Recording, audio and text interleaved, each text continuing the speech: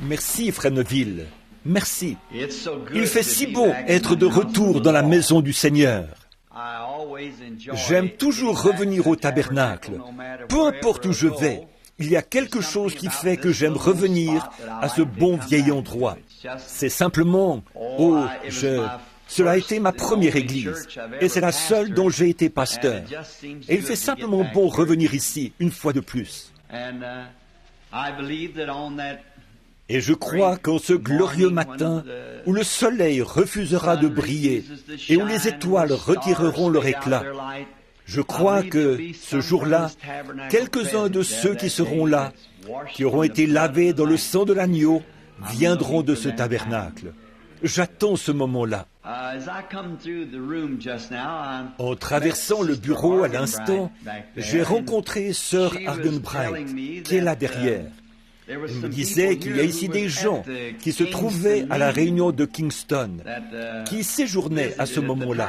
Et je suis si heureux de les avoir ici comme témoignage. Où qu'ils soient, s'ils veulent bien lever la main. Ceux qui étaient à la réunion de Kingston en Jamaïque. Simplement, oui, là-bas derrière. Bien, c'est très bien. Je remarque la carte postale d'Oral. Je suppose que vous avez déjà annoncé ces réunions.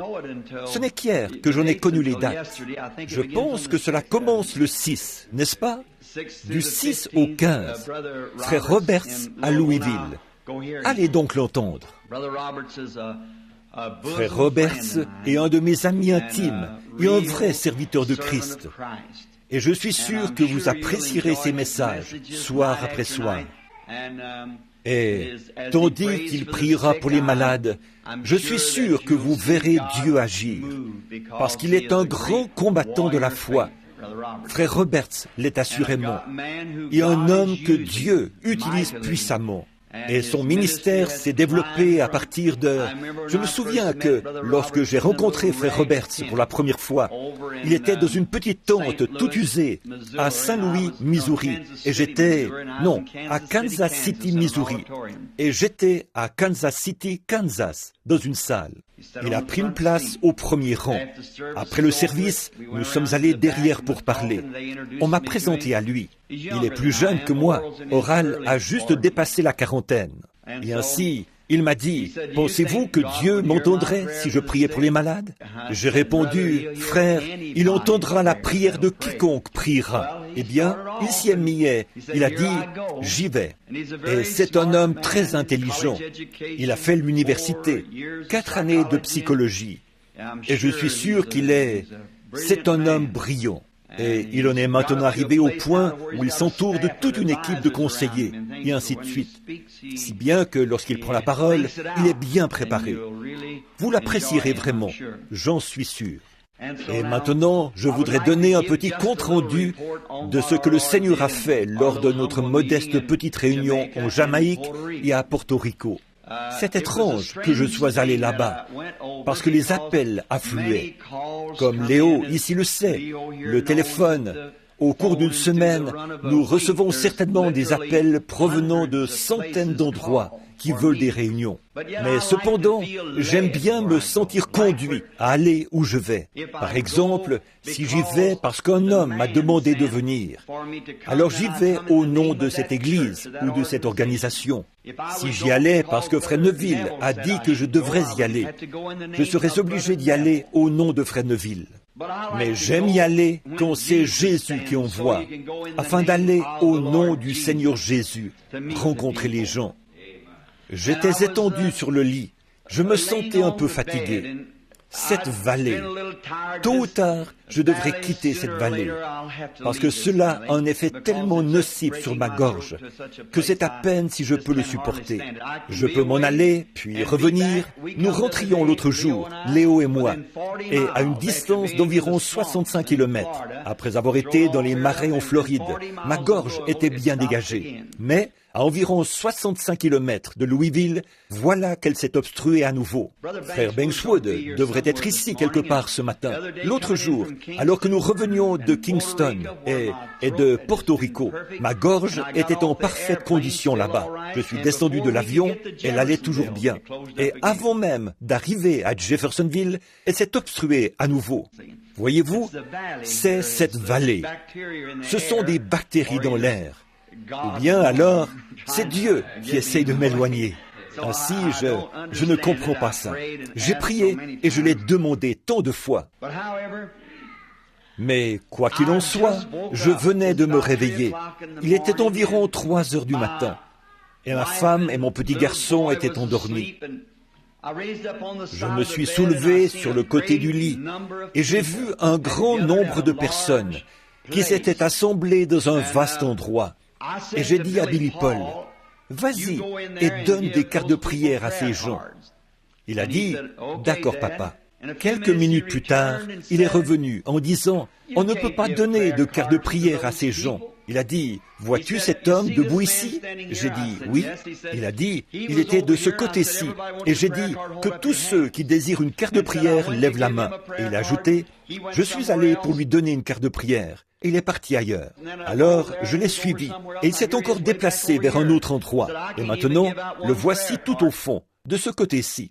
Il a dit, « Je ne peux même pas donner une seule carte de prière. » J'ai dit, « Eh bien, Billy, tu n'auras pas à distribuer de cartes de prière, parce qu'il y a tellement de place ici que tout le monde pourra... » Vous voyez, les cartes de prière servent à éviter la confusion et permettent de maintenir l'ordre.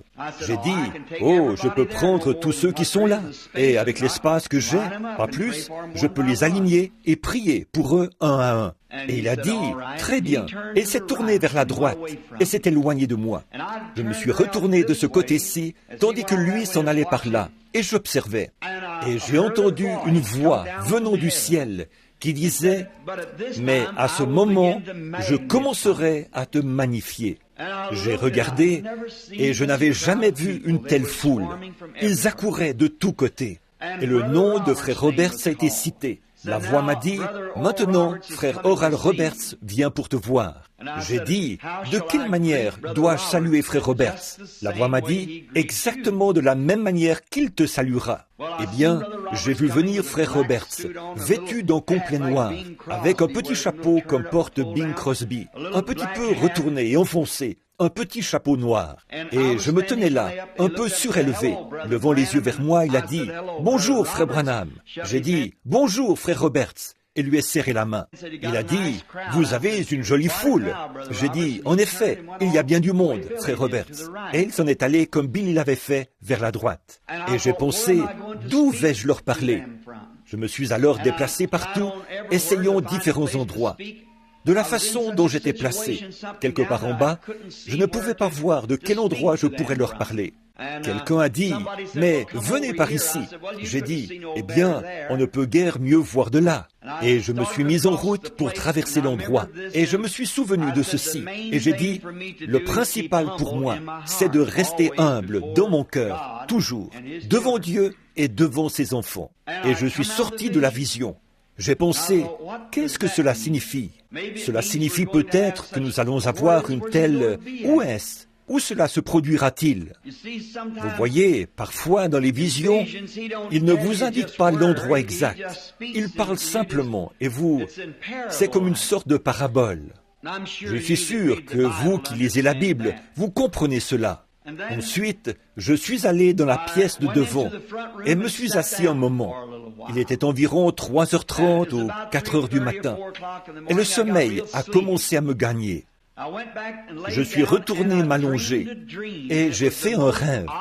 C'était un rêve des plus étranges. La plupart d'entre vous connaissent l'un des organisateurs, Jack Moore, frère Jack Moore. Je le connais depuis des années. J'ai eu l'impression que je sortais avec sa fille, une jeune fille d'environ 17 ans, et que je la prenais par la main, lui faisant gravir la colline. La petite Jackie, eh bien, je la connais depuis le temps où elle était un nourrisson. Je la conduisais donc en haut de la colline. J'ai parcouru une distance équivalente à 3 pâtés de maison en gravissant la colline avec cette fille. Et nous sommes arrivés sous un gros arbre. Et elle s'est assise. Et comme beaucoup des jeunes adolescentes d'aujourd'hui, qui portent ces jupes, vous savez, ce genre de jupe ample, elle portait ce genre de jupe. Elle prend donc sa petite jupe, elle l'étale un peu et s'assoit. Et à la façon des jeunes gens, se regardant l'un l'autre, elle joint ses mains comme ceci. Elle lève les yeux vers le ciel. Eh bien, Jackie est une petite fille bien charmante, mais elle a une bouche très grande, de très grands yeux et des cheveux blonds roux. Elle n'est pas très attirante, mais c'est une vraie petite dame. Et je pouvais voir ses grands yeux, alors qu'elle regardait vers le ciel, voir le ciel se refléter dans ses yeux. Eh bien, je m'éloigne environ 1,50 m d'elle. Je me couche sur le côté comme ceci. Je prends un brin de paille, le mets dans ma bouche, et je commence à mâchouiller cette paille. Je me mets à penser, qu'est-ce que je fais ici? Moi, un vieil homme, avec cette jeune fille. Voyons, je suis marié et j'ai des enfants. Ce n'est pas ma place d'être ici avec cette jeune fille.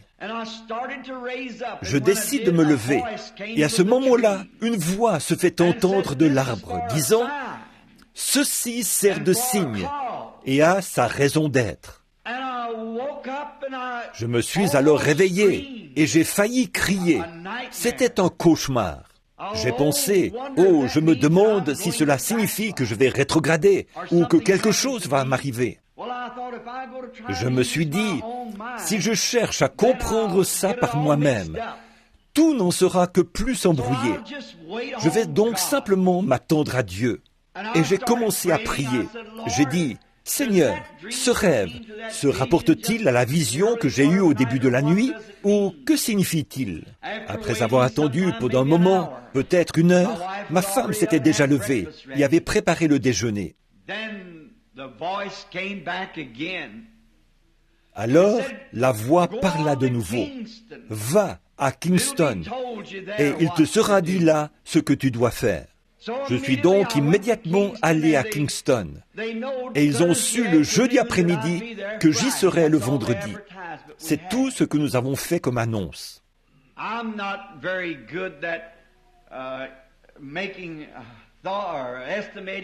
Je ne suis pas fort pour évaluer les foules. Habituellement, j'exagère. Mais le premier soir, je dirais qu'environ 1200 personnes sont venues, parce qu'il n'y avait qu'un jour de préavis. Et le lendemain, ils ont envoyé des coureurs qui se relayaient tous les 6,5 km dans les montagnes. Un coureur courait pendant 4 heures, laissant ensuite un autre coureur continuer dans la montagne. Et le second soir, il y en avait environ 5000. Et le troisième soir, on pouvait estimer la foule à 15 000 personnes. Peut-être 20 000. Et ils sont venus par milliers au Seigneur. Voici ce que la vision signifiait. La petite église, la jeune fille était vierge, juste une enfant. Et cela représentait la virginité de l'église. Et les 3 pâtés de maison en gravissant la colline représentaient mes 3 jours de ministère là-bas. Et par mon ministère, je prendrai la petite église vierge, l'emmenant d'où elle était, pour la conduire plus haut dans les choses de Dieu, jusqu'à ce que cela secoue l'île entière. Et oh, les ministres et les gens de la région qui pleuraient et suppliaient, essayant de persuader les autorités de la ville. Seulement un soir ou 2 de plus. Nous sommes partis de là vers Porto Rico. Et là, nous avons été bien accueillis. Et nous avons eu une victoire éclatante. Les gens, par milliers, se sont entassés dans le stade. Et on a estimé à 40 000 le nombre des précieuses âmes qui sont venues au Seigneur Jésus. Et à notre départ, j'espère que je peux dire ceci à ma propre Église. Mais je ne pourrai pas le dire en public à l'extérieur, là où il n'y a personne de chez nous, parce que cela pourrait être mal vu. Mais j'ai ici, sur un bout de papier, le nom du juge qui a prononcé la locution au moment de notre départ. J'ai ça ici, lui et ses assistants. Et il a dit, « Nous avons eu l'honneur d'avoir sur l'île la visite de plusieurs prédicateurs. Il a dit, quand M. Billy Graham est venu, il a quitté l'île récemment. Nous avons eu une réunion glorieuse. Mais Billy Graham nous a simplement apporté le même évangile que nous avons toujours entendu. Il a dit, nous avons ensuite eu l'honneur d'avoir la visite de M. Roberts sur l'île. Et M. Roberts nous a donné une grande réunion de 3 jours. Mais les frais d'hôtel furent tellement élevés qu'ils ont laissé une note de $35 000 pour 3 nuits, rien que pour les frais d'hôtel. Il a dit, puis M. Osborne est passé, lequel est un grand serviteur de Christ. Mais quand M. Osborne est parti, nous avons été déçus. C'est comme s'il ne restait plus rien. Mais, a-t-il dit, nous avons remarqué que, lors de cette réunion-ci, il n'y avait guère que quelques personnes sur l'estrade pour que Frère Branham prie pour elles. Mais, à la fin des services, on remplissait des camions de vieilles chaises, de bâtons et tout, ramassés là dans l'auditoire. Il a dit, ce n'était pas un homme cette fois-ci. Dieu est venu vers nous.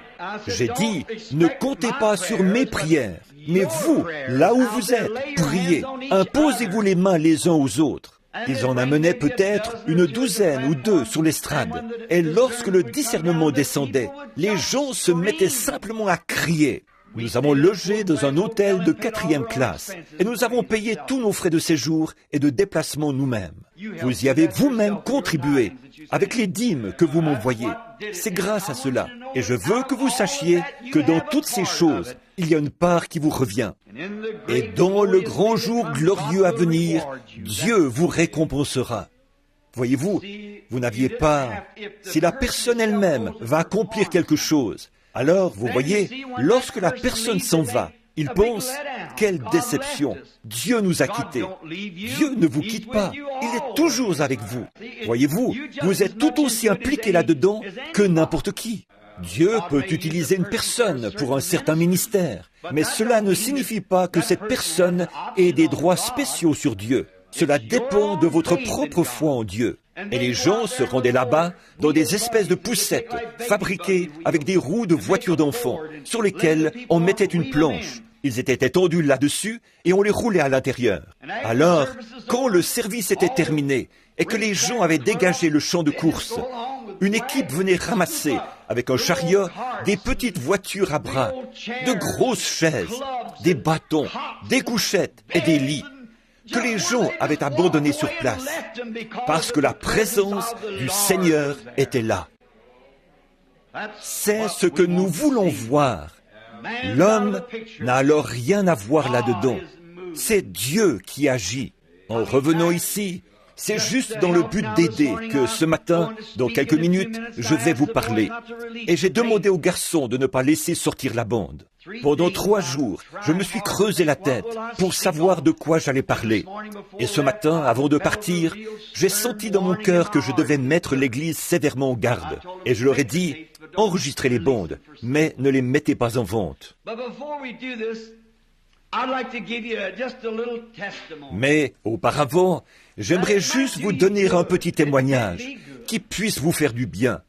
Moi, cela m'a fait du bien.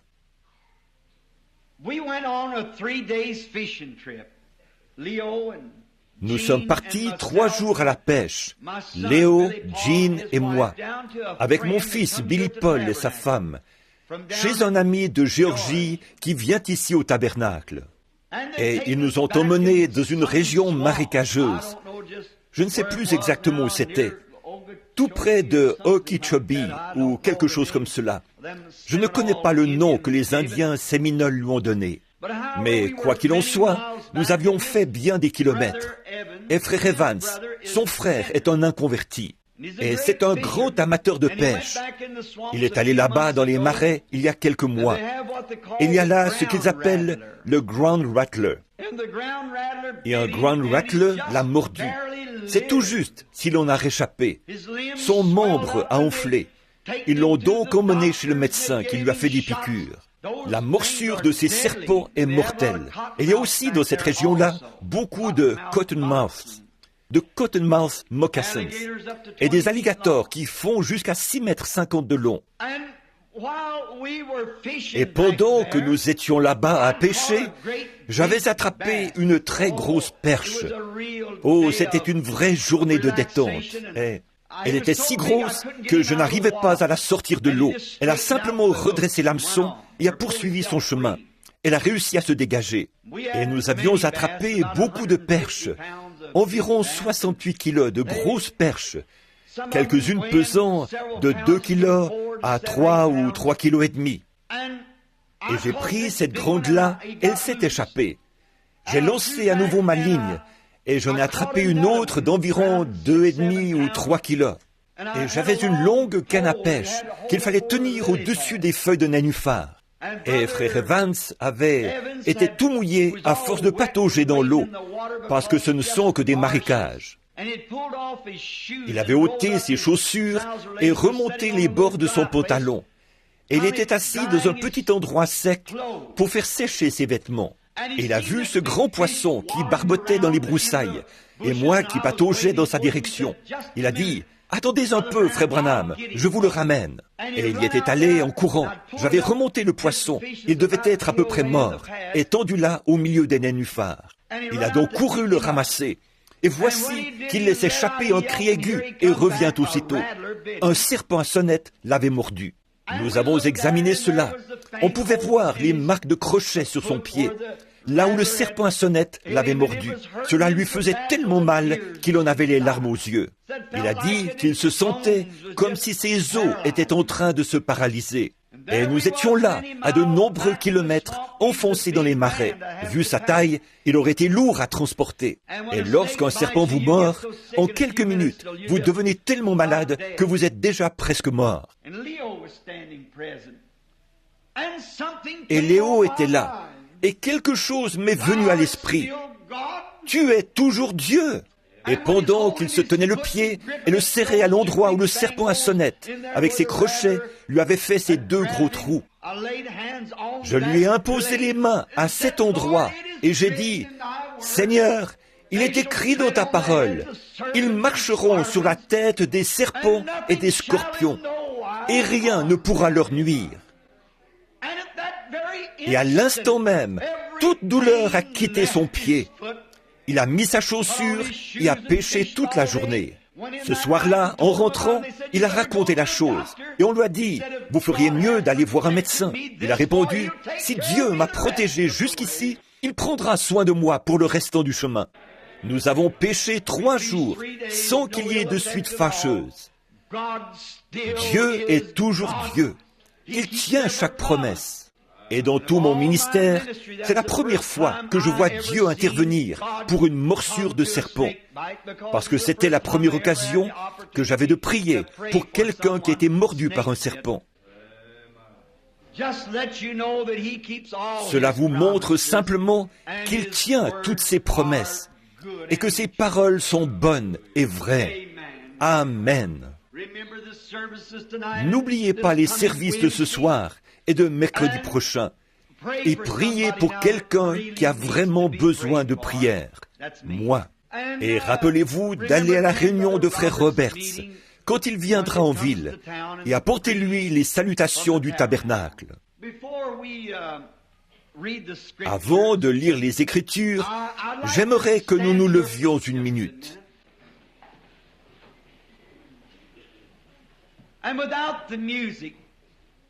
Et sans musique, chantons simplement un couplet ou 2 de ce vieux cantique glorieux de l'Église.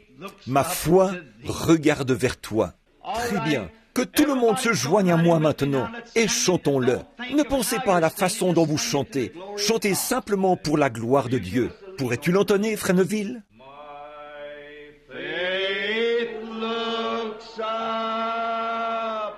Ma foi regarde vers toi. Toi, agneau du calvaire.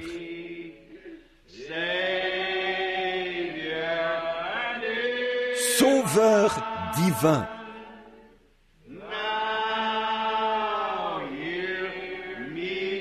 Écoute maintenant ma prière.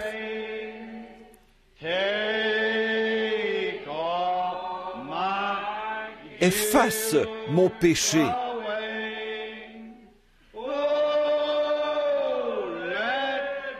Oh, que dès aujourd'hui,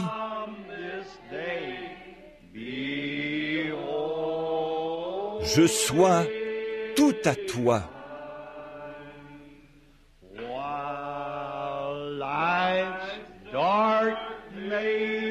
Comme je marche dans le sombre labyrinthe de la vie,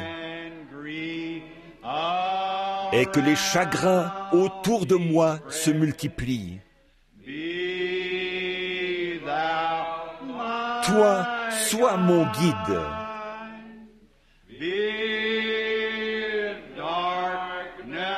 Ordonne que les ténèbres se changent en jour.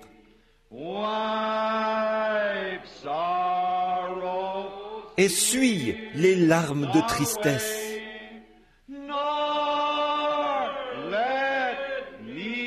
Que je ne m'égare plus jamais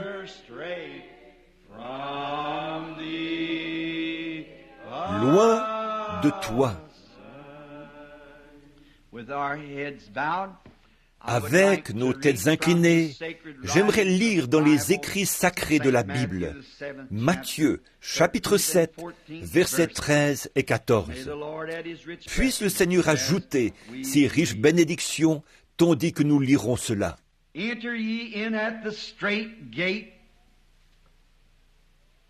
Entrez par la porte étroite, car large est la porte, spacieux est le chemin qui mène à la perdition. Et il y en a beaucoup qui entrent par là. Mais étroite est la porte, resserrez le chemin qui mène à la vie, et il y en a peu qui les trouvent. Prions. Ô Dieu, toi qui as ramené le Seigneur Jésus de la mort et du tombeau, et qui l'a offert comme sacrifice vivant pour nous ce matin, nous te consacrons humblement nos vies à nouveau, songeant combien tu t'es soucié de nous. Lorsque nous étions encore des pécheurs, morts par le péché et par nos transgressions, tu as envoyé ton Fils unique dans une chair semblable à celle du péché, pour servir de propitiation pour nos péchés, afin que l'innocent, souffrant pour les coupables, puisse nous réconcilier et nous ramener dans la communion avec toi. God, if there is sin in our midst this morning, et, ô Dieu, s'il y a du péché au milieu de nous ce matin, quelque chose qui puisse empêcher le Saint-Esprit d'apporter le message de Dieu à chacun de nos cœurs, nous te prions humblement, Seigneur, de nous pardonner nos transgressions. Purifie-nous par le sang du Seigneur Jésus. Nous savons en nous-mêmes que nous ne sommes rien, et nous confessons que nous ne sommes rien. Mais toi, tu es saint, tu es véritable, tu es justice, tu es la source même de la miséricorde. Et aujourd'hui, nous y venons humblement en rampant, comme des âmes pénitentes.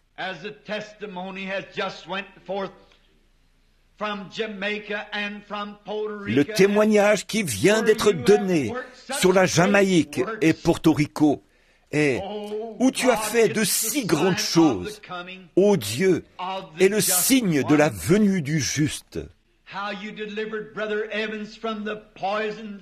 Comme tu as délivré frère Evans des crochets à venin de ce serpent, parce qu'il était un croyant, et que tes paroles sont toujours vraies.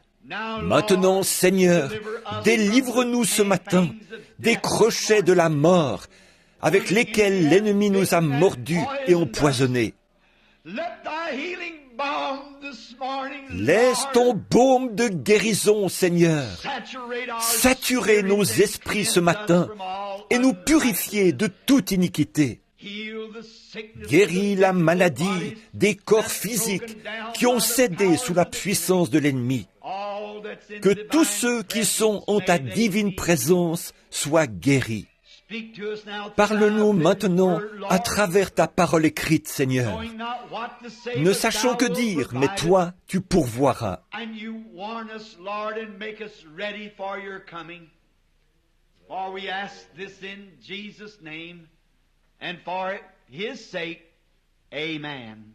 Et mets-nous en garde, Seigneur, et prépare-nous pour ta venue, car nous le demandons au nom de Jésus et par amour pour lui. Amen. Je prends toujours un peu de retard pour avoir attendu comme maintenant.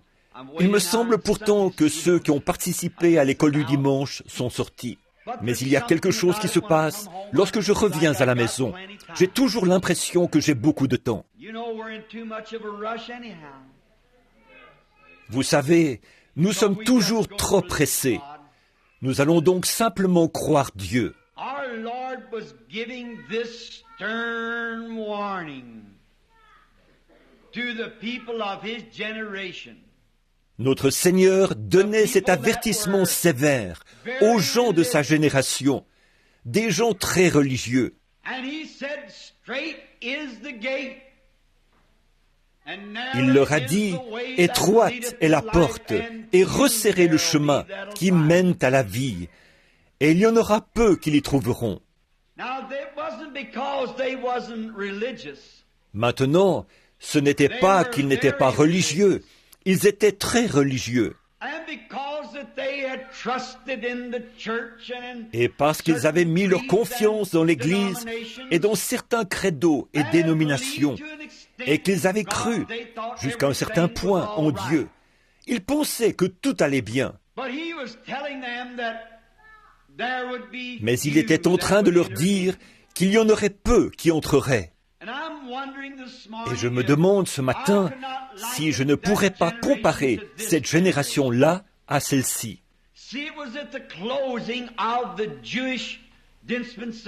Voyez-vous, c'était à la fin de la dispensation des Juifs. Et il faisait allusion à différentes choses et à différentes fins de dispensation.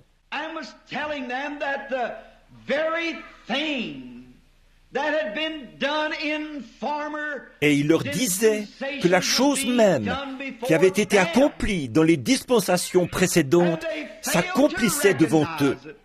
Et ils n'ont pas réussi à le reconnaître.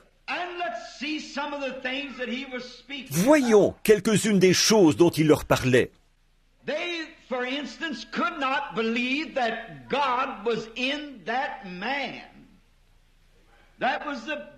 Ils ne pouvaient pas, par exemple, croire que Dieu était dans cet homme-là.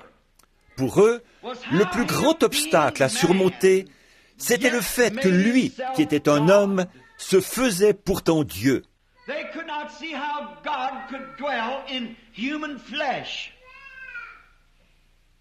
Ils ne pouvaient pas voir comment Dieu pouvait habiter dans la chair humaine. Et dans tous les âges, de tout temps, Dieu a toujours habité dans l'homme.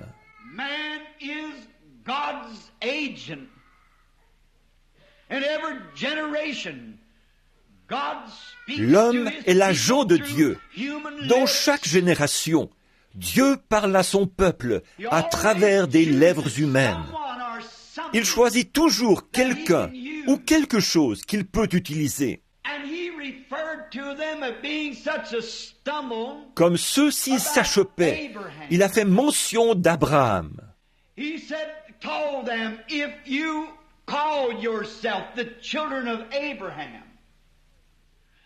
leur a dit, « Vous prétendez être les enfants d'Abraham, mais Abraham, votre père, a vu mon jour et il s'est réjoui. » Abraham, le prophète.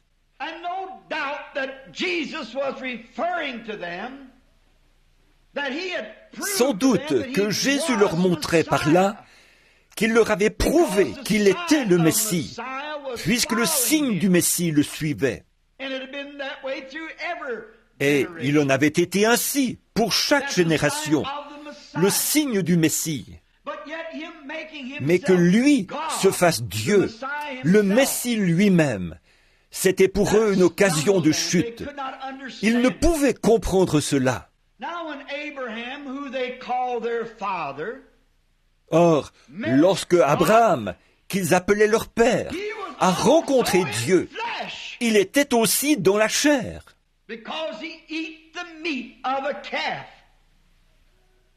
Parce qu'il a mangé de la viande de veau, du pain de maïs avec du beurre et bu du lait, en présence d'Abraham. Et pourtant, il était Dieu. Abraham l'a reconnu comme étant Dieu et l'a appelé Elohim, soit le Tout-Puissant Jéhovah.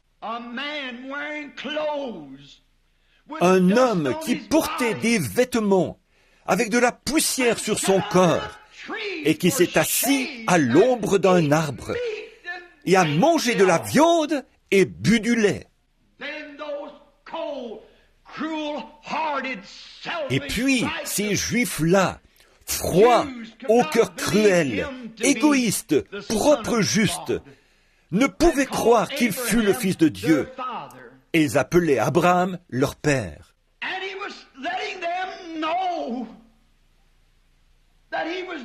Et il était en train de leur dire qu'il faisait les mêmes choses dans sa chair que Dieu avait faites dans une autre chair lorsqu'il avait rencontré leur père Abraham.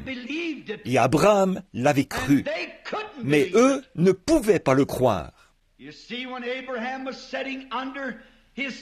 Vous voyez, lorsque Abraham était assis sous sa tente, parce qu'il avait fait un choix, et ce choix est placé devant chaque personne qui est née dans ce monde. L'arbre du bien et du mal est placé devant chaque personne. Et lorsque Lot, son neveu, que leurs bergers ont commencé à se disputer les terres, Abraham, étant un homme juste, leur dit « Qu'il n'y ait pas de dispute entre nous, choisis simplement ton chemin. » Chaque croyant, à un moment donné dans sa vie, est confronté à un tel choix. Et ce choix est devant vous ce matin, et il est devant moi. Lot ne pensait pas qu'il rétrograderait, mais il s'est mis à regarder en direction de Sodome, où les choses étaient faciles. Et bien des fois, nous regardons au chemin facile. Je vais adhérer à telle et telle église, et vous voyez, personne ne dira rien contre cela, parce que c'est la plus grande église de la ville. Le chemin facile, c'est très souvent ce que nous faisons. Nous avons tort. Souvenez-vous, si vous suivez Christ, les gens vous haïront, car tous ceux qui vivent pieusement Jésus-Christ seront persécutés. Si vous venez à Christ, vous ne viendrez par aucune église, dénomination ou credo. Vous viendrez par le sang. C'est la seule voie d'accès. Et vous ne pouvez amener personne avec vous. Vous viendrez seul. Et vous devrez vous appuyer sur votre propre confession et sur votre propre foi. Vous n'y entrerez pas en prenant la foi de votre pasteur ou celle de votre mère pour appui. Ce sera à titre individuel que vous viendrez à Dieu. Et très souvent, nous faisons de ces choix insensés. Qu'en est-il de Lot? Quand il a vu que tout serait facile, il a vu que là-bas beaucoup d'argent et de popularité l'attendaient, parce qu'il serait un étranger, un homme intelligent et instruit, avec beaucoup de psychologie, et qu'il pourrait se permettre certaines choses tout en conservant sa religion. Il a pensé, j'ai foi en Dieu, je vais donc descendre jusqu'à Sodome. Je ferai plus d'argent et je deviendrai un homme important, peut-être un prédicateur formidable. Voyez-vous, vous avez un choix à faire. Les laïcs aussi ont un choix à faire. Je vais aller à cette église-là. Oh, tout le monde en ville croit que c'est la meilleure. Même le maire de la ville est membre de cette église-là. Bien sûr, il pourrait être membre d'une église vraiment bonne, mais il faut quand même juger cette église et ses fidèles par les Écritures. Parfois, ils y vont parce qu'ils suivent le courant, parce que, à tel ou tel endroit, les gens s'habillent mieux. Et c'est là que nous commettons une erreur fatale. Maintenant, remarquez ceci. Abraham ne pouvait rien faire d'autre que de se contenter du deuxième choix. Et parfois, le second choix est meilleur que le premier, s'il est pris dans des conditions semblables. Remarquez, il n'a pas fallu longtemps. Quand Lot a vu la grande ville, il ne voyait pas que sa femme se changerait en statue de sel. Il ne voyait pas que le feu consumerait la ville. Mais Abraham prit le chemin avec le petit nombre des méprisés qui suivent le Seigneur. Il resta dans les déserts. Et puis, que se serait-il passé si Sarah avait dit « Maintenant, souvenez-vous, Sarah était la plus jolie femme de tout le pays. Aucune femme n'était aussi belle que Sarah. Tous ceux qui la voyaient en tombaient amoureux. Combien il aurait été facile pour Sarah de faire ce genre de choix. Mais elle a choisi de rester avec Abraham. Oh, femmes, ne laissez pas le diable vous aveugler, être populaire et faire partie de ceci et cela. Restez avec Christ, car l'heure est proche. De grandes destructions attendent ce pays, pire qu'à Sodome et Gomorrhe. Sodome et Gomorrhe, ce n'est rien à côté de cela. Abraham a donc pris le chemin que lui avait indiqué Dieu. Et comme il se trouvait dans la partie maigre du pays, il n'y a pas du tout trouvé la prospérité. Mais cependant, il savait une chose, il servait Dieu et il croyait Dieu. Ainsi, un jour, 3 hommes sont venus. Ils étaient couverts de poussière et fatigués. Et Abraham a eu pitié d'eux. Il a dit, « Venez donc vous asseoir un moment sous le chêne. » Et pendant qu'il était là à leur parler, il a reconnu par leur façon de parler qu'ils n'étaient pas des hommes ordinaires. Ils étaient différents. Abraham est allé tuer un veau et l'a fait apprêter. Et il a demandé à Sarah de faire du pain et de se préparer à leur donner à manger. Souvenez-vous, 2 d'entre eux étaient des anges dans la chair humaine. Et l'un d'eux était Dieu lui-même. Et celui qui était Dieu tournait le dos à la tente. Et Sarah est restée dans la tente. J'aime voir une femme qui reste ainsi à sa place, non pas toujours en train d'aller dire à son mari quoi faire chaque fois que quelqu'un se présente. Au contraire, elle est restée dans la tente, probablement occupée à faire la vaisselle ou à autre chose. Et celui qui était Dieu regardait constamment du côté de Sodome, et il leur a dit ce qu'il allait faire. Et 2 anges sont allés là-bas prêcher l'Évangile, mais l'un d'eux est resté en arrière. C'était celui qui était Dieu. Et il a dit, « Je ne vais pas cacher à Abraham les choses que je tiens secrètes, parce qu'il sera héritier du monde. » Oh, nous avons le droit ce matin, Église, de connaître les secrets de la venue du Seigneur. Car heureux ceux qui procurent la paix, ils seront appelés fils de Dieu. Heureux ceux qui ont faim et soif, ils seront rassasiés. Heureux ceux qui ont le cœur pur, car ils verront Dieu. Heureux les débonnaires, car ils hériteront la terre. Si donc l'Église du Dieu vivant doit hériter la terre, rien ne lui est caché. Tout ce que le Père m'a dit, je vous l'ai dit, a déclaré Jésus. Et ils n'arrivaient pas à le croire. Il a donc fait référence à l'époque d'Abraham, leur disant que tandis qu'Abraham parlait avec l'ange et que celui-ci avait le dos tourné à la tente. L'ange a dit à Abraham qu'il allait le visiter en lui accordant un enfant. Et Sarah, dans la tente, a ri. Et il a dit, pourquoi Sarah a-t-elle ri? Qu'était-il en train de montrer? Pourquoi Sarah a-t-elle ri?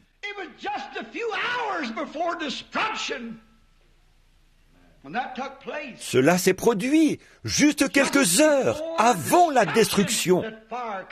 C'est juste avant la destruction, avant que le feu descende du ciel et brûle la ville, que ce signe a été accompli.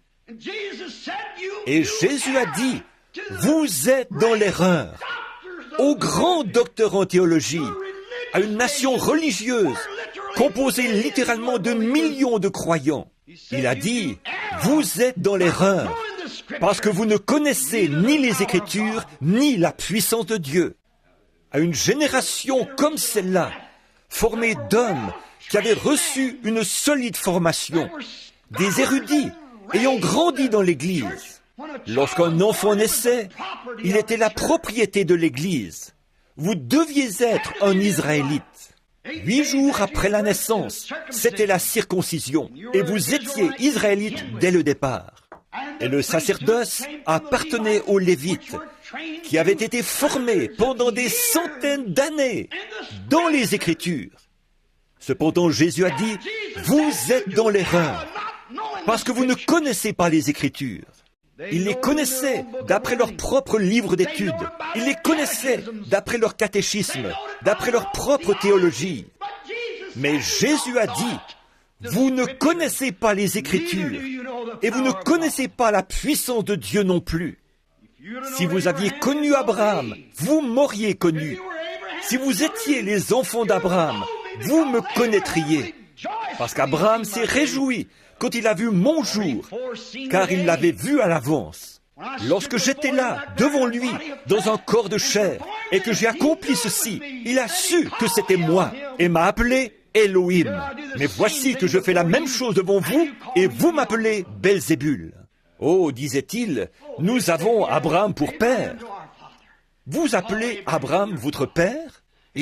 On lui a dit, mais nous sommes membres de l'Église, nous sommes une nation religieuse, nous sommes un grand peuple, nous sommes le peuple de Dieu. Jésus a dit, vous êtes du diable, il est votre père. Combien je pourrais comparer cette génération-là à celle-ci, alors qu'aujourd'hui, il y a littéralement des millions de gens qui professent le christianisme et qui n'en connaissent pas plus au sujet de Dieu qu'un Hottentot n'en connaîtrait au sujet d'une nuit égyptienne. Des hommes et des femmes aujourd'hui, il y en a littéralement des millions qui professent être chrétiens, qui se réclament de Christ, mais qui ne connaissent pas les rudiments de la puissance de sa résurrection. Et n'ont jamais goûté sa bonté. Ils n'ont jamais senti sa puissance. Devant la vérité, ils sont aveuglés. Il a dit, vous êtes des aveugles, qui conduisent des aveugles. Si un aveugle conduit des aveugles, ne tomberont-ils pas tous dans une fosse?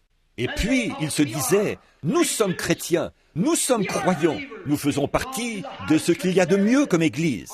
Nos rabbins sont les meilleurs érudits qui soient. Et malgré tout, Jésus leur a dit qu'ils ne connaissaient même pas les Écritures.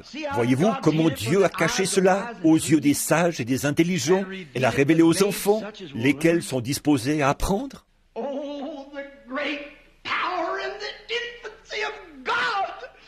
Oh, la grande puissance et l'infinité de Dieu! Combien il est bon envers ceux qui veulent marcher droitement devant lui. Il ne refusera aucune bonne chose. Et de voir aujourd'hui comment notre nation, notre monde est corrompu de la même manière. Jésus voulait les remettre bien d'aplomb. Il disait, « Oh, Abraham est notre Père, et nous serons dans la gloire. Ne t'inquiète pas, parce que nous croyons en Dieu. Nous sommes des professeurs, et nous croyons en Dieu, et nous enseignons notre peuple. Et toi, qui es-tu pour te présenter ici avec un petit signe mystérieux? Essaye de prétendre que ça, c'est Dieu. Tu n'es rien d'autre qu'un Belzébul. » Voilà. Ils avaient leur credo et leur dénomination. Jésus leur a dit, vous êtes du diable. Pensez-y. Et je comparerai cette génération à celle d'aujourd'hui, alors que nous en avons des millions qui adhèrent aux églises.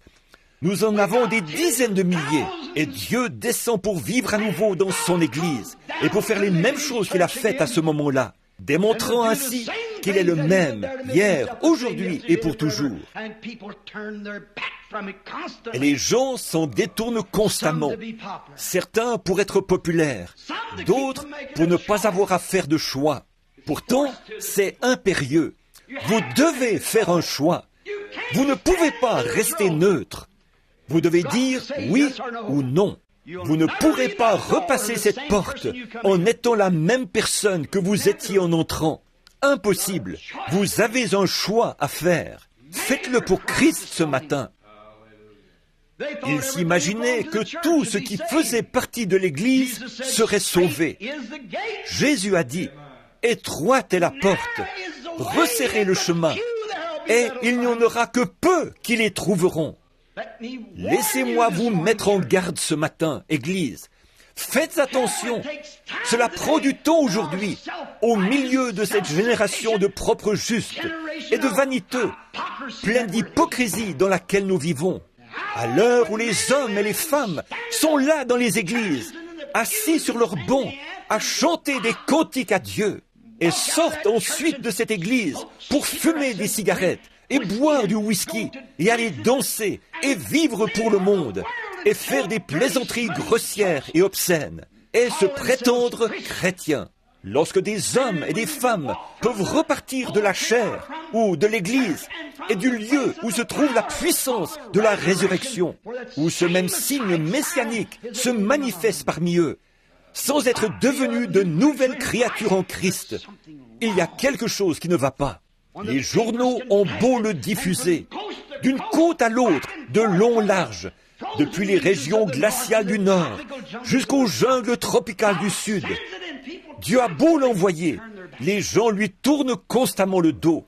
Alors, que pouvons-nous dire? Que pouvons-nous faire? Nous en revenons aux Écritures où il a déclaré « Étroite est la porte, resserrez le chemin, et il n'y en aura que peu qui les trouveront. »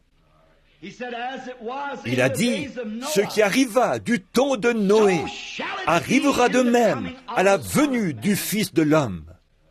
Écoutez, du temps de Noé, la terre était peuplée à peu près comme aujourd'hui. La science d'alors surpassait la nôtre. Ils ont construit des sphinx, des pyramides, et ont fait des choses que nous ne pouvons pas faire aujourd'hui. C'était un peuple remarquable, d'une intelligence inouïe.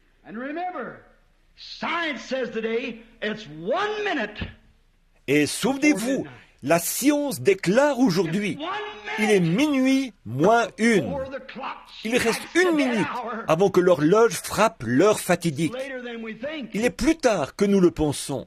J'ai confiance que le Saint-Esprit fera pénétrer ceci profondément dans le cœur de chaque croyant.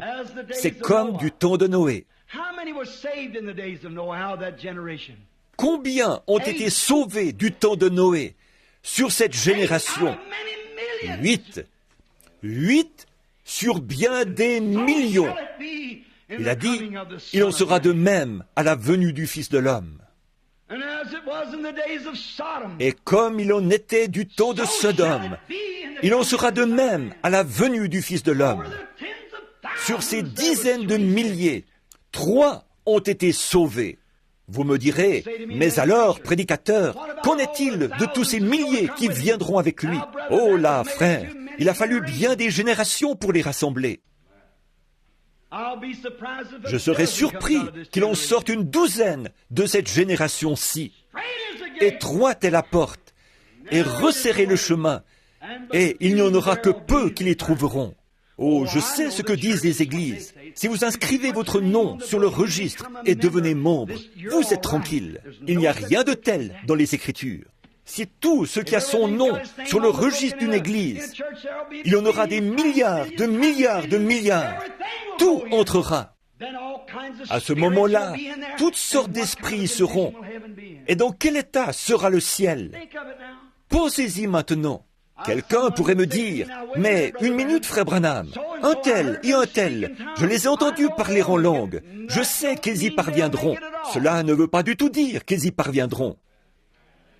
Paul a dit, dans 1 Corinthiens 13, « Quand je parlerai la langue des hommes et des anges, si je n'ai pas l'amour, je ne suis rien. » Oh, j'ai été à la réunion d'un tel. Oh, il a fait de grands miracles. Je l'ai vu rendre la vue aux aveugles.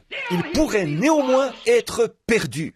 Beaucoup viendront à moi en ce jour-là et diront, « Seigneur, n'ai-je pas prêché en ton nom, prophétisé? N'ai-je pas en ton nom chassé les mauvais esprits?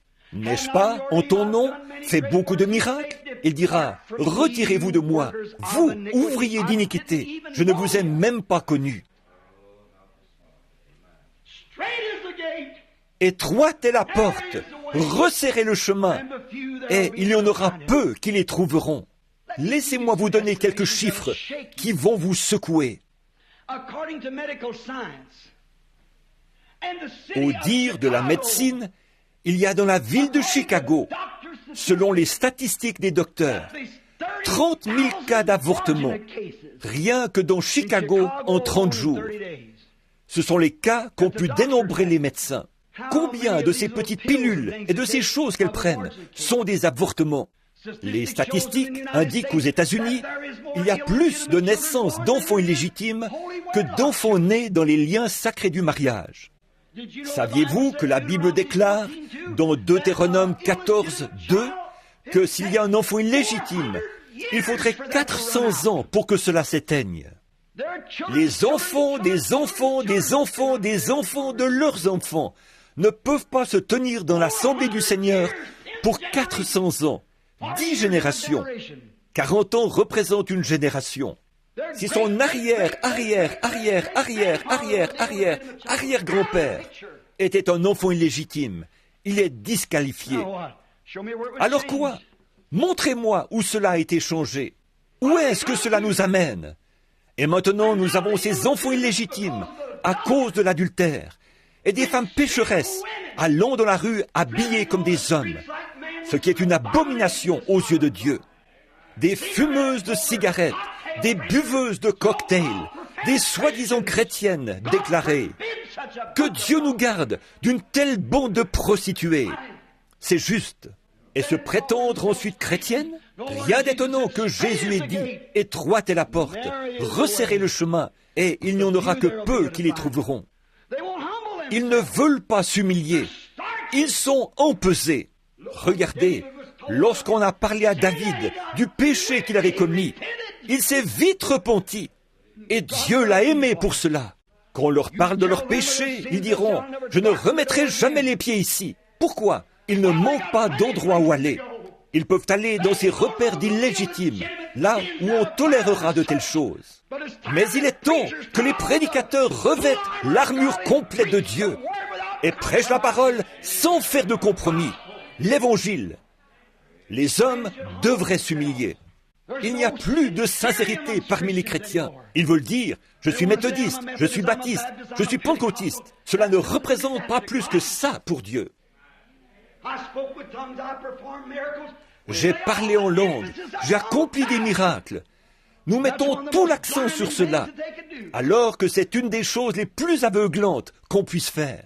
Certainement, la pluie tombe sur les justes comme sur les injustes. L'eau arrose la moisson, tout comme elle arrose les mauvaises herbes. Roy, la même pluie, le même Saint-Esprit peut descendre sur les gens. Ça ne veut pas dire pour autant, leur nature doit être différente, à partir de l'intérieur. Non pas une manifestation ou une démonstration extérieure, mais l'Esprit du Dieu vivant à l'intérieur, qui fait de cette personne une nouvelle créature, qui humiliera son cœur devant Dieu. Vous me direz, prédicateur, vous voulez me dire que vous doutez qu'il y en ait une douzaine sur les millions, sur ces 4 milliards qui peuplent la Terre? Je doute qu'il y en ait une douzaine qui soient dans l'enlèvement. Pensez-y. Je suis en train de vous dire ce que Jésus a dit ici dans l'Évangile. Pensez-y. À quoi cela a-t-il abouti? Parce que l'immoralité s'est répandue parmi les gens. Des enfants illégitimes ont commencé à venir au monde. Cela leur ferme l'accès. Voyez-vous, nous pourrions rester ici pendant des heures à situer correctement ces choses. Et vous pourrez voir que nous vivons dans une génération complètement pourrie, formée de gens corrompus et damnés. Rien d'étonnant qu'ils ne puissent pas voir les signes. Rien d'étonnant qu'ils refusent d'entendre l'Évangile. Ils sont endurcis et pourtant si religieux et si pieux. Jésus n'a-t-il pas dit, l'Esprit dit expressément que dans les derniers jours, ils seront emportés, enflés d'orgueil, aimant le plaisir plus que Dieu. Déloyaux, intempérants, cruels et ennemis des gens de bien, ayant l'apparence de la piété. Voyez-vous? Oh, vous pouvez crier, certainement. Vous pouvez parler en langue, certainement. La foi chassera les démons, certainement. Mais ce n'est pas ce dont nous parlons. Alors vous me direz, frère Branham, quel est le signe distinctif d'un chrétien? Qui sera sauvé? Le serez-vous, frère Branham? Je m'en remets à Dieu pour cela. Je ne sais pas. Je crois l'être. Je compare quotidiennement ma vie avec la parole. Si elle n'est pas à la hauteur par rapport à cette parole, alors quelque chose ne va pas. Je dois revenir sur mes pas et redresser la chose. Mais dites, frère Branham, lorsque les gens parlent en langue, cela ne veut-il pas dire qu'ils sont sauvés? Non, monsieur, absolument pas. J'ai entendu différentes sortes de sorciers parler en langue. Que d'absurdité. J'ai vu des gens parler en langue et vivre avec la femme d'un autre homme. J'ai vu des gens parler en langue et sautiller, crier comme s'il y avait le feu. Et ensuite, aller faire des transactions malhonnêtes, voler, dire des mensonges et tout. Comment pouvez-vous vous attendre à cela? Non, monsieur.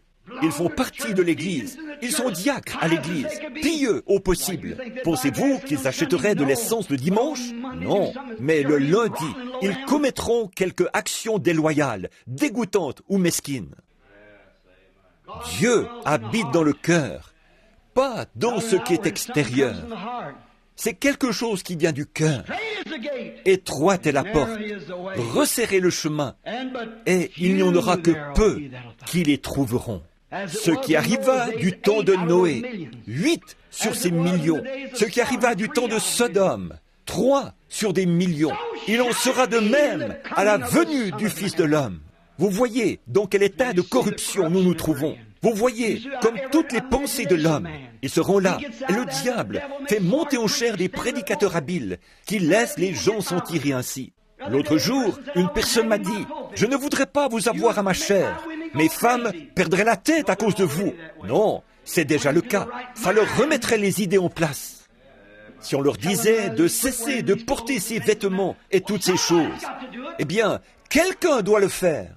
J'ai dit à ma femme, ai-je perdu la tête, moi aussi? Est-ce que je suis fou? Mais qu'est-ce qui m'arrive? Il y a quelque chose en moi qui ne peut pas rester tranquille. Il faut que je le dise. Je ne me soucie pas de ce qu'on peut dire. Ils disent, vous allez ruiner votre ministère. Eh bien, tout ministère que ruinerait l'Évangile mérite d'être ruiné.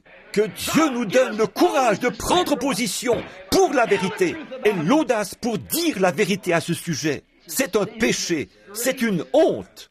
Étroite est la porte, a dit Jésus, et resserrez le chemin. Et vous qui pensez que des millions, qui pensez que vous tous, méthodistes, baptistes, presbytériens, pentecôtistes, entreront, vous serez les dupes ce jour-là. Jésus a dit, beaucoup viendront et se mettront à table dans le royaume en disant, j'ai le droit d'être ici. Mais les enfants du royaume les jetteront dehors. Il y aura des pleurs, des gémissements et des grincements de dents. Mieux vaut faire l'inventaire ce matin, chrétien. Il y aura des dizaines de millions de milliards de chrétiens déclarés, faisant preuve de loyauté, qui manqueront la porte. Jésus l'a dit. Combien entreront? Je ne sais pas combien. La seule chose à faire, c'est de dire, « Oh Dieu, permets que je sois l'un d'entre eux. » C'est cela. Il est le juge. Permets que j'en sois. Vous me direz, frère Branham, comment donc peut-on reconnaître un chrétien? Je ne sais pas. Mais laissez-moi vous dire ce que dit l'Écriture. Certainement que ce qu'elle dit, vous le croyez. Lorsque le Saint-Esprit a été envoyé sur la terre, Dieu a parlé par le Saint-Esprit. Il a envoyé un ange, premièrement. Et il a dit, passe dans la ville parmi le peuple et fais une marque sur le front de ceux qui soupirent et qui gémissent à cause des abominations, ceux qui cherchent à corriger ces choses. Qu'est-ce qu'une abomination? Une femme qui met un vêtement d'homme. Cela donne à Dieu envie de vomir. Vous est-il déjà arrivé de vous trouver en présence de quelque chose d'abominable? Combien cela peut donner envie de vomir? C'est insupportable. Une femme qui met un vêtement d'homme produit cet effet-là sur Dieu. Vous aurez beau faire partie de la chorale, vous aurez beau prier tous les jours, crier tous les jours, ou bien vivre pour Dieu tous les jours. Vous êtes condamnés dans la présence de Dieu. C'est exactement ce que dit l'Écriture. Une abomination. Et ceux qui les encouragent à cela auront leur part avec eux. Que Dieu nous donne la grâce de nous élever contre de telles choses. Même si vous êtes forcés de faire cavalier seul, tenez ferme avec la parole de Dieu dans votre main. Elle ne faillira jamais. Maintenant, nous en sommes arrivés à un jour où là-bas, de l'abomination parmi les gens, et l'ange est à nouveau sorti pour sceller. Trouvez-moi une personne à Jeffersonville. Si vous voulez savoir qui va y parvenir, trouvez-moi une personne dans notre ville qui soupire et qui gémit, constamment tourmentée et lasse, priant à cause des abominations qui sont commises dans la ville. Pouvez-vous lever la main et désigner une personne? Alors prenez ce passage de l'Écriture, étroite est la porte, et resserrez le chemin qui mène à la vie, et il y en aura peu qui les trouveront. C'étaient les seuls qui devaient être scellés. Oh, je peux vous en montrer des tas qui vont à l'église. Je peux vous en montrer des tas qui font partie de la chorale. Je peux vous en montrer des tas qui enseignent à l'école du dimanche. Je peux vous en montrer des tas qui sont à la tête de grandes sociétés. Je peux vous en montrer des tas qui crient, des tas qui parlent en langue, des tas qui travaillent pour l'Évangile. Mais montrez-moi un qui, du fond de son cœur, est si préoccupé par les péchés du monde. Montrez-moi un prédicateur aujourd'hui qui peut prendre position et condamner ces dénominations. Montrez-moi un prédicateur qui appellera les choses par leur nom et condamnera ces dénominations. S'il s'avisait de faire une chose pareille, il serait jeté dehors. Et c'est son gagne-pain. Rien d'étonnant que Billy Graham ait dit à Jack Moore qu'il ne pouvait pas comprendre que mes réunions tiennent le coup. Il a dit, il n'est pas baptiste, pas plus qu'il n'est méthodiste ou pentecôtiste. Et ils sont tous contre lui. C'est sûr, je ne dis pas cela. C'est la raison pour laquelle j'ai dit que je ne pouvais pas le dire en public. Mais je le dis à ma propre Église. J'ai des luttes. C'est l'heure du test pour moi. Ils disent, si vous voulez venir, c'est d'accord. Mais ne dites surtout pas un mot au sujet de cela. Vous feriez aussi bien de ne pas gaspiller votre salive. Je prêcherai ce que Dieu a dit de prêcher. Absolument. L'un de ces 8 se trouvera bien quelque part. L'un d'eux sera quelque part. Ce jour-là, je ne veux pas être reconnu coupable d'avoir dit que j'avais fait des compromis à cause d'un credo, d'une doctrine d'église ou d'une dénomination quelconque. J'ai prêché la vérité. Ils disent, comment se fait-il que votre ministère, frère Branham, il semble être si grand? Comment se fait-il qu'il ne s'étend pas comme celui de ces autres hommes? En voilà précisément la raison. Tout à fait. Je me rends dans les villes. Pensez-vous que les assemblées de Dieu voudraient coopérer avec moi? Pas avec ce que je crois, en tout cas. L'une d'elles, à la rigueur, de temps en temps. Pensez-vous que les méthodistes le feraient? Essayez pour voir. Soyez mon manager pour une semaine. Si vous y entrez, ce sera au nom de Jésus. Parfaitement. Oh, bien sûr, ils vous font venir. Oh oui, mais ils vous font venir à un endroit quelque part, s'arrangeant pour ne pas s'afficher en aucune manière avec vous. Et puis, quand vous partez, ils disent, « Oh, mais frère Branham est un peu détraqué, vous savez, un tout petit peu. Si je suis détraqué, alors la Bible aussi est détraquée dans ses enseignements. C'est pourtant ce que dit la Bible. Oui, monsieur, regardez bien. Jésus a dit, « Pourquoi m'appelez-vous Belzébul ? Vous avez cru en Salomon, en son signe de discernement. Vous avez cru en son jour. La reine du Midi est venue des extrémités de la terre pour voir ce don. Et lorsqu'elle a vu, elle y a cru. Et vous, vous restez là à le regarder tous les jours et vous n'y croyez pas. Ses propres frères ne le croyaient pas. Il a dit, « Montez, vous, à la fête. » Pour moi, je n'y monte pas pour le moment. Il est monté par un autre chemin. parce que ses propres frères ne le croyaient pas. C'est exact. Étroite est la porte, et resserrez le chemin, et il n'y en aura que peu qui l'y trouveront. Quant aux disciples, à l'heure de la confrontation, où étaient-ils? Une femme et un homme sont restés près de lui à la croix, Jean et Marie. Tous les autres étaient partis. Ceci est une confrontation. Le temps est arrivé. C'est le moment où Dieu fait des choses. C'est le moment où le Messie est sur la terre. C'est le moment où la puissance de Dieu agit dans son peuple.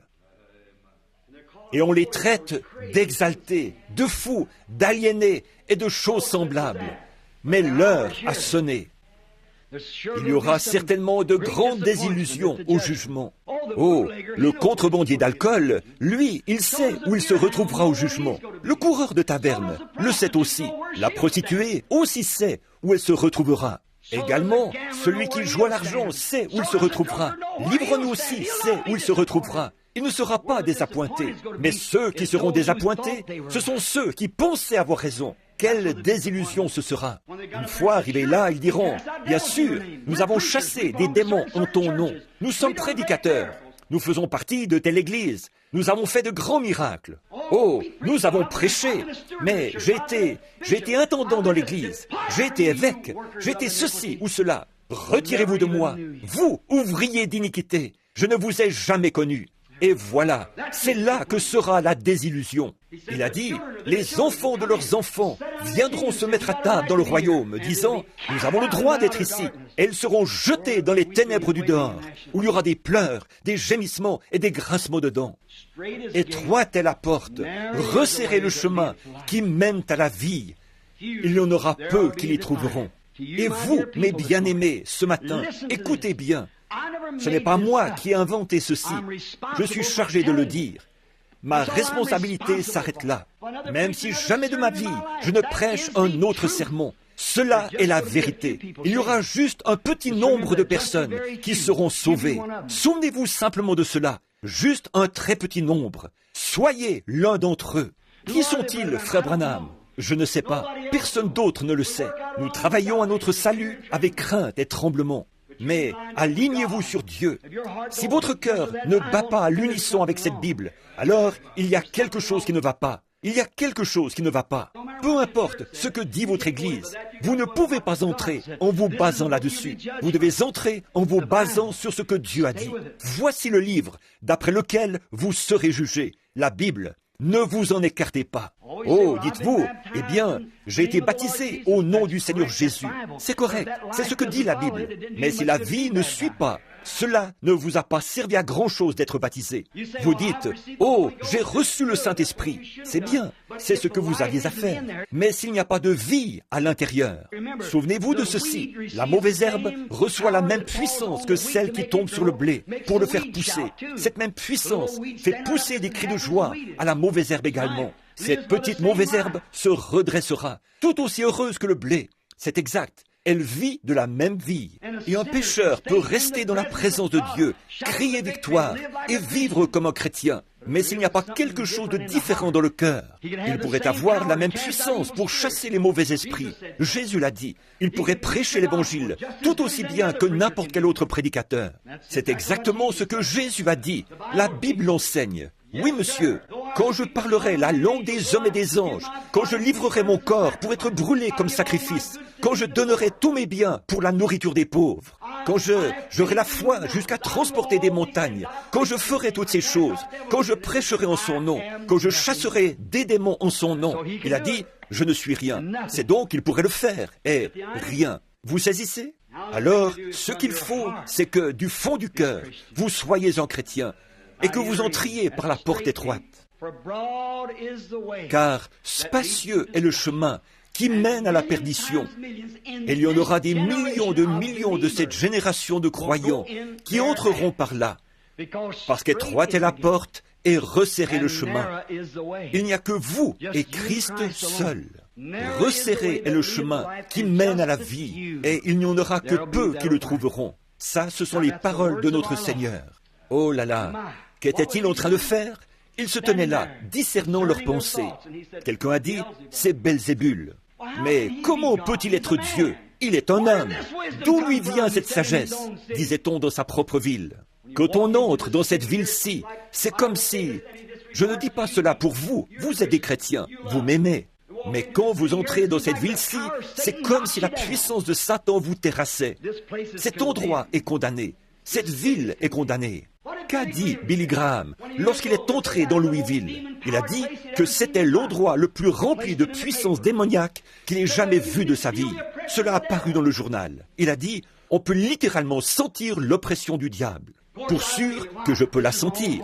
Pourquoi? C'est l'endroit où j'ai grandi. Quand Jésus est retourné dans la ville de son enfance, il a dit qu'il y avait beaucoup de miracles qu'il n'a pas pu faire à cause de leur incrédulité. Il a dit, un prophète ne manque pas d'être honoré, un prédicateur, sauf dans sa patrie et parmi les siens. Voyez-vous, on n'y peut rien. L'Écriture le dit. Voyez-vous, quand vous vous promenez dans cette ville, et ne me dites pas que je ne peux pas savoir, je m'avance vers des gens qui me serrent la main en disant, « Oh, frère Branham, je vous aime. » Et vous savez que c'est un mensonge. Vous savez que c'est un mensonge. Si Dieu peut me donner le discernement des cœurs, est-ce qu'il ne peut pas me dire cela? Certainement. Et parmi les gens même de votre propre ville, quand ils vous aperçoivent, ils disent ensuite, vous savez, j'ai vu qu'un tel, où était-ce? Là-haut vers, oh, nous connaissons ce type-là. Ça se sent. Tenez, si quelqu'un qui ne vous aime pas tellement vient vous trouver et s'assoit chez vous juste un petit moment, vous vous sentez déjà tout drôle. Multipliez cela par 14 000 maintenant, et vous saurez ce que je veux dire. Allez ensuite dans un lieu où tout le monde vous aime. Cet accueil chaleureux que vous ressentez, c'est simplement, oh là là, vous pourriez simplement rester là pour toujours. Voyez-vous? C'est cela, voyez-vous? C'est un esprit, et les gens ne savent pas ce que c'est. Ils se demandent pourquoi les gens sont si contaminés. Qu'est-ce qui pousse des femmes très bien? Qu'est-ce qui pousse des femmes très bien à mettre des vêtements indécents pour sortir dans la rue? Qu'est-ce qui pousse, même à cette époque encore fraîche de l'année, des jeunes filles de 16 ans à sortir dans la rue avec des vêtements qu'elles ne devraient même pas porter devant leur mère? Cela provient du fait, non pas que cet enfant ne sait pas ce qu'elle fait, que ce certain prédicateur, à la chair, n'a pas su garder son poste. Il a manqué à son devoir. C'est exact, certainement. Ces femmes qui vont dans la rue, habillées de façon toute sexy et ainsi de suite, et que les pécheurs regardent. Cette femme ne sait pas qu'en fait, elle est tout aussi coupable que si elle avait vécu avec cet homme. Jésus l'a dit. Jésus a dit, quiconque regarde une femme pour la convoiter a déjà commis un adultère avec elle dans son cœur et aura à en rendre compte au jour du jugement. Étroite est la porte et resserrez le chemin. Je sais que vous me trouvez dur. Je ne suis pas dur. Je suis votre frère et je vous aime. Fuyez la colère à venir. Allez à la croix et pleurez jusqu'à ce que votre cœur soit rempli de son esprit.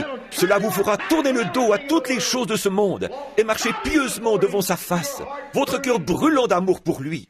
L'amour, pas un devoir. Ce n'est pas par devoir qu'on sert Christ, c'est par amour qu'on sert Christ. Cet amour vous presse, vous étreint à tel point que chaque pulsation de votre vie bat à l'unisson avec lui. C'est là que vous pouvez voir le péché. Et il a pleuré sur la terre. Dieu a été affligé de voir les cœurs du temps de Noé.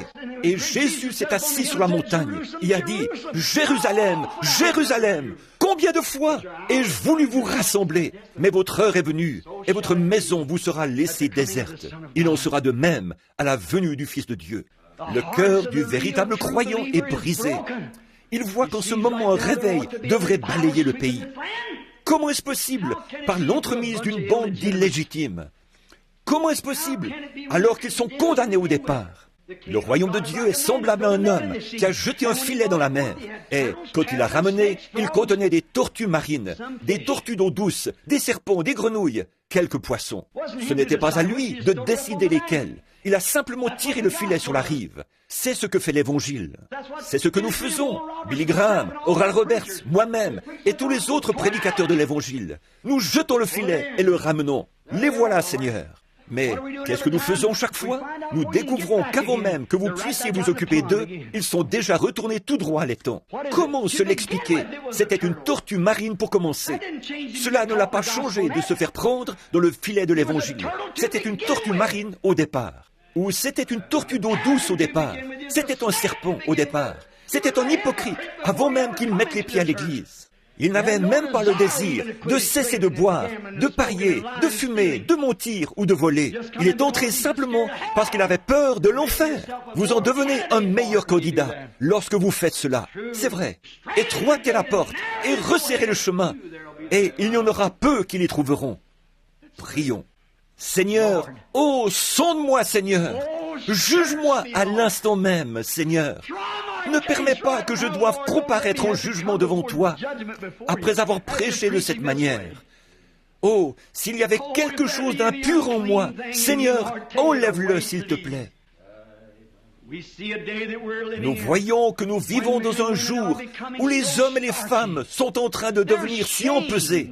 Ils ont honte. Tu as dit une fois, les filles de Sion ne rougissent même pas. Elles ont perdu tout sentiment de pudeur, si bien qu'elles ne rougissent même plus. Ô Seigneur, pense-y, et de savoir que cette horloge, au loin, continue son avance. Encore une minute ou deux, la grande destruction viendra, alors que celui qui est souillé se souille encore. Ô Dieu, réveille-nous tous ce matin, secoue-nous, Seigneur. Nous voyons apparaître les signes. Nos yeux sont ouverts pour les reconnaître. Nous voyons qu'il y en a des millions, Seigneur, qui ont tourné le dos et s'en sont allés. Je me pose la question, que puis-je faire? Que puis-je faire, ô Seigneur? Y a-t-il quelque chose, Seigneur? S'il faut prêcher plus, s'il faut plus de prières, plus de quoi que ce soit, aide-moi, Seigneur, afin que je puisse apporter le message aux gens. Que puis-je faire? Sans cesse, ils le rejettent. Tu opères tes grands signes et tu accomplis tes prodiges. Et malgré tout, les gens continuent sur leur lancée. Est-ce parce que ton écriture doit s'accomplir? Sommes-nous au temps où nul ne peut venir à moi si mon Père ne l'attire? Et tout ce que le Père m'a donné viendra à moi. Seigneur Dieu, ce matin, accorde aux gens qu'ils se réveillent et voient ce dernier signe sur la terre. Je te prie, ô Dieu, d'accorder quelque chose aux gens. Bénis ce petit peuple ici ce matin. Ô Dieu, commence avec Frère Neville, Seigneur. Guéris son corps. Il est malade ce matin, Seigneur. Il a l'estomac dérangé. Je te prie de poser ta main guérissante sur lui. Stimule son âme.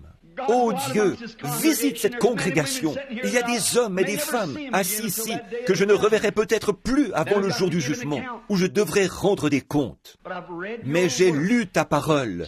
Étroite est la porte, et resserrez le chemin, et il n'y en aura que peu qui les trouveront. Ô Seigneur, permets que ceux-ci soient ce peu, qu'ils soient du nombre, s'il te plaît, Seigneur. Accorde cela à chaque personne ici.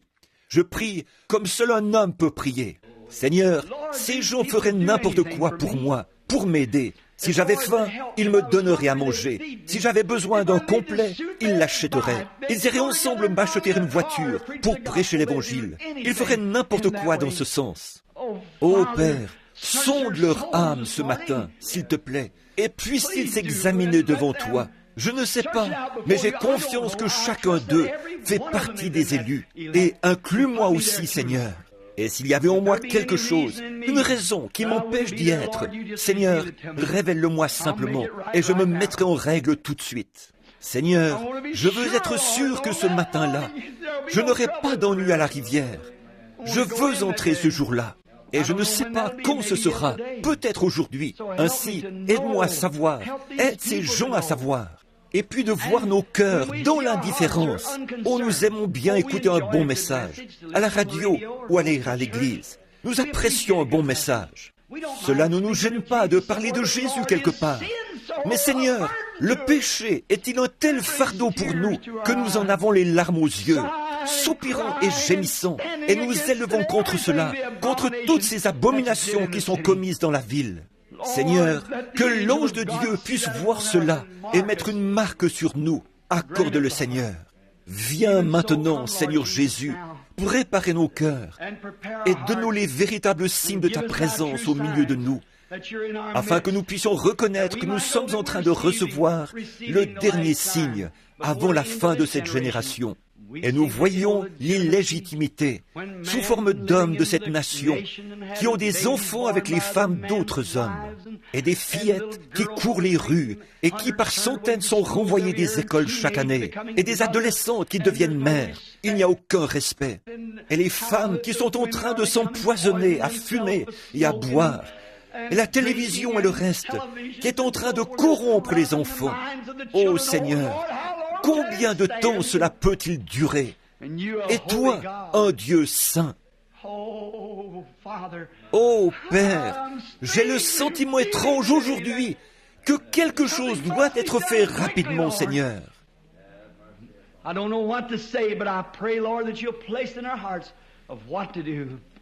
Je ne sais que dire, mais je te prie, Seigneur, de placer dans nos cœurs ce qu'il faut faire. Accorde ces choses, Seigneur. Nous les demandons au nom de Jésus. Amen.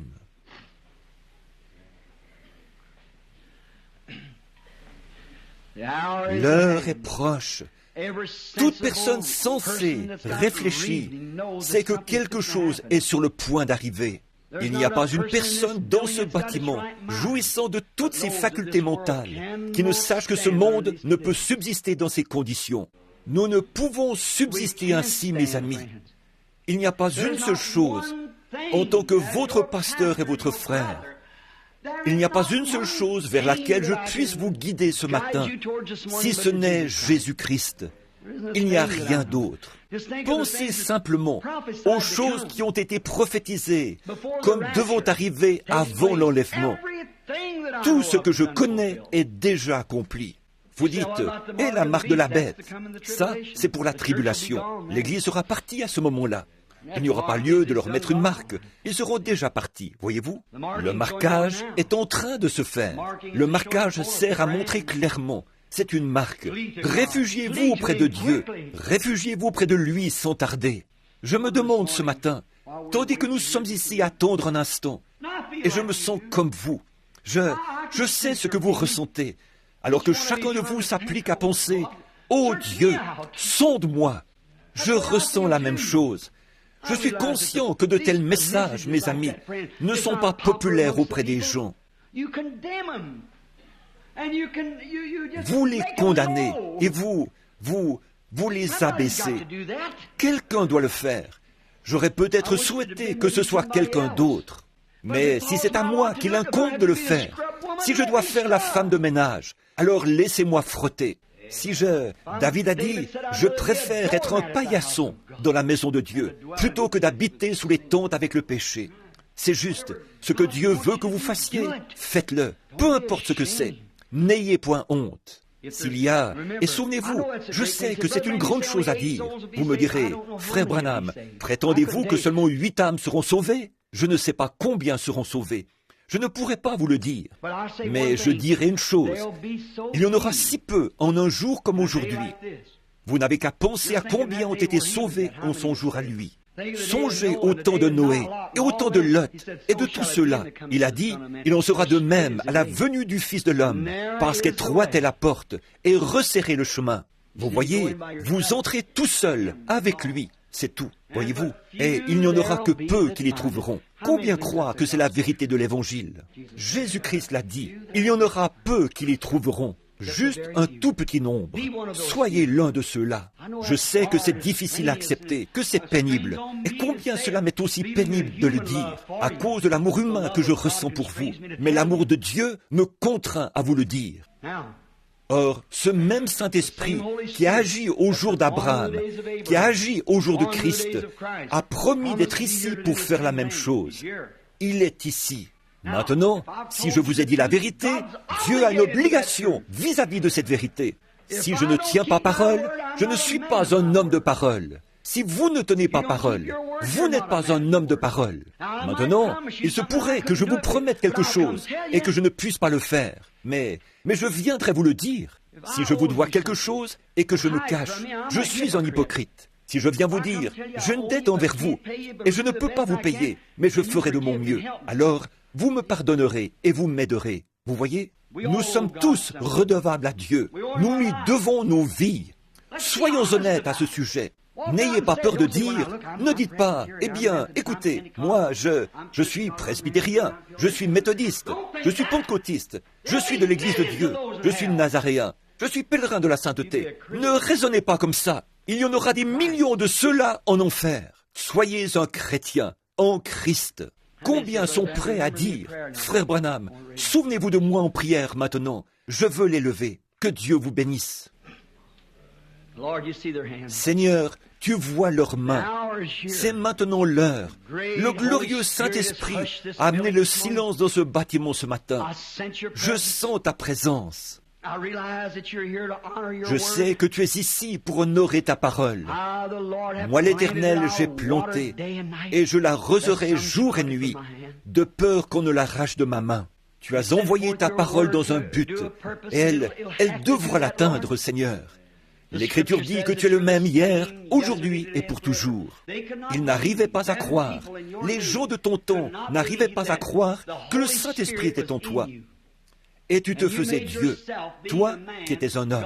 Tu étais le Fils de Dieu, né d'une vierge, venu sur la terre pour nous racheter de nos péchés. Et voyant l'Esprit de Dieu en toi, ils ont essayé d'en faire autre chose. Et Seigneur, tu leur as dit, ce n'est pas moi qui fais les œuvres, mais mon Père qui demeure en moi. C'est lui qui fait les œuvres. Vous qui appelez Abraham votre père, Abraham a vu mon jour. Bien sûr qu'il l'a vu. Quand il se tenait près de lui, il a vu accomplir ses œuvres, ce signe. Il a vu mon jour et il s'est réjoui. Il a dit, vous êtes dans l'erreur, parce que vous ne comprenez ni l'Écriture, ni la puissance de Dieu. Il ne comprenait pas que Dieu ait pu couvrir une vierge de son ombre et produire un fils par une naissance virginale et habiter dans la plénitude de sa puissance dans ce seul homme. Et qu'il puisse, par ce même sang, pris de ce corps qu'il a offert en sacrifice, sanctifier un peuple dans lequel il puisse vivre et poursuivre son œuvre jusqu'à la consommation finale. Ô Dieu, réveille les gens afin qu'ils voient cela. Accorde-le. Sauve tous ceux qui ont levé les mains. Purifie leur cœur. Seigneur, mes mains aussi sont levées. Purifie-moi, ô Seigneur. Ceci est une maison de correction. C'est un endroit où nous devrions être lavés. Laisse le Saint-Esprit nous laver ce matin et nous purifier de la corruption. Nous prions, Seigneur, qu'il n'y ait pas une seule personne qui quitte cet endroit sans avoir été remplie de ton esprit. Peut-être n'y aura-t-il aucune émotion extérieure lorsque cela se produira. Mais Seigneur, pénètre à l'intérieur, enlève la coquille et montre-nous ce que nous sommes, Seigneur. Accorde-le, et puis remplis-nous de ton esprit, donne-nous un cœur sincère et pur. Et alors, en ce temps de persécution et de dures épreuves, tu deviendras pour nous toujours plus doux et plus cher, alors que, dans l'attente de ce jour, nous poursuivons notre marche. Les larmes coulant le long de nos joues à cause des péchés de la ville. Puisse le Saint-Esprit poser son regard sur nous et dire, « En voici un que je peux marquer. Il m'appartient, elle m'appartient. » Accorde le Seigneur. Puisse cela se trouver parmi nous aujourd'hui. Nous le demandons au nom de Jésus. Amen.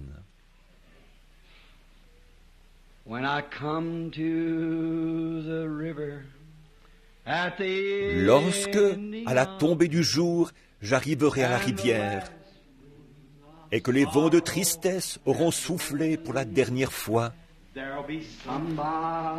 quelqu'un m'attendra là-bas pour m'indiquer le chemin. Je n'aurai pas à traverser le Jourdain tout seul.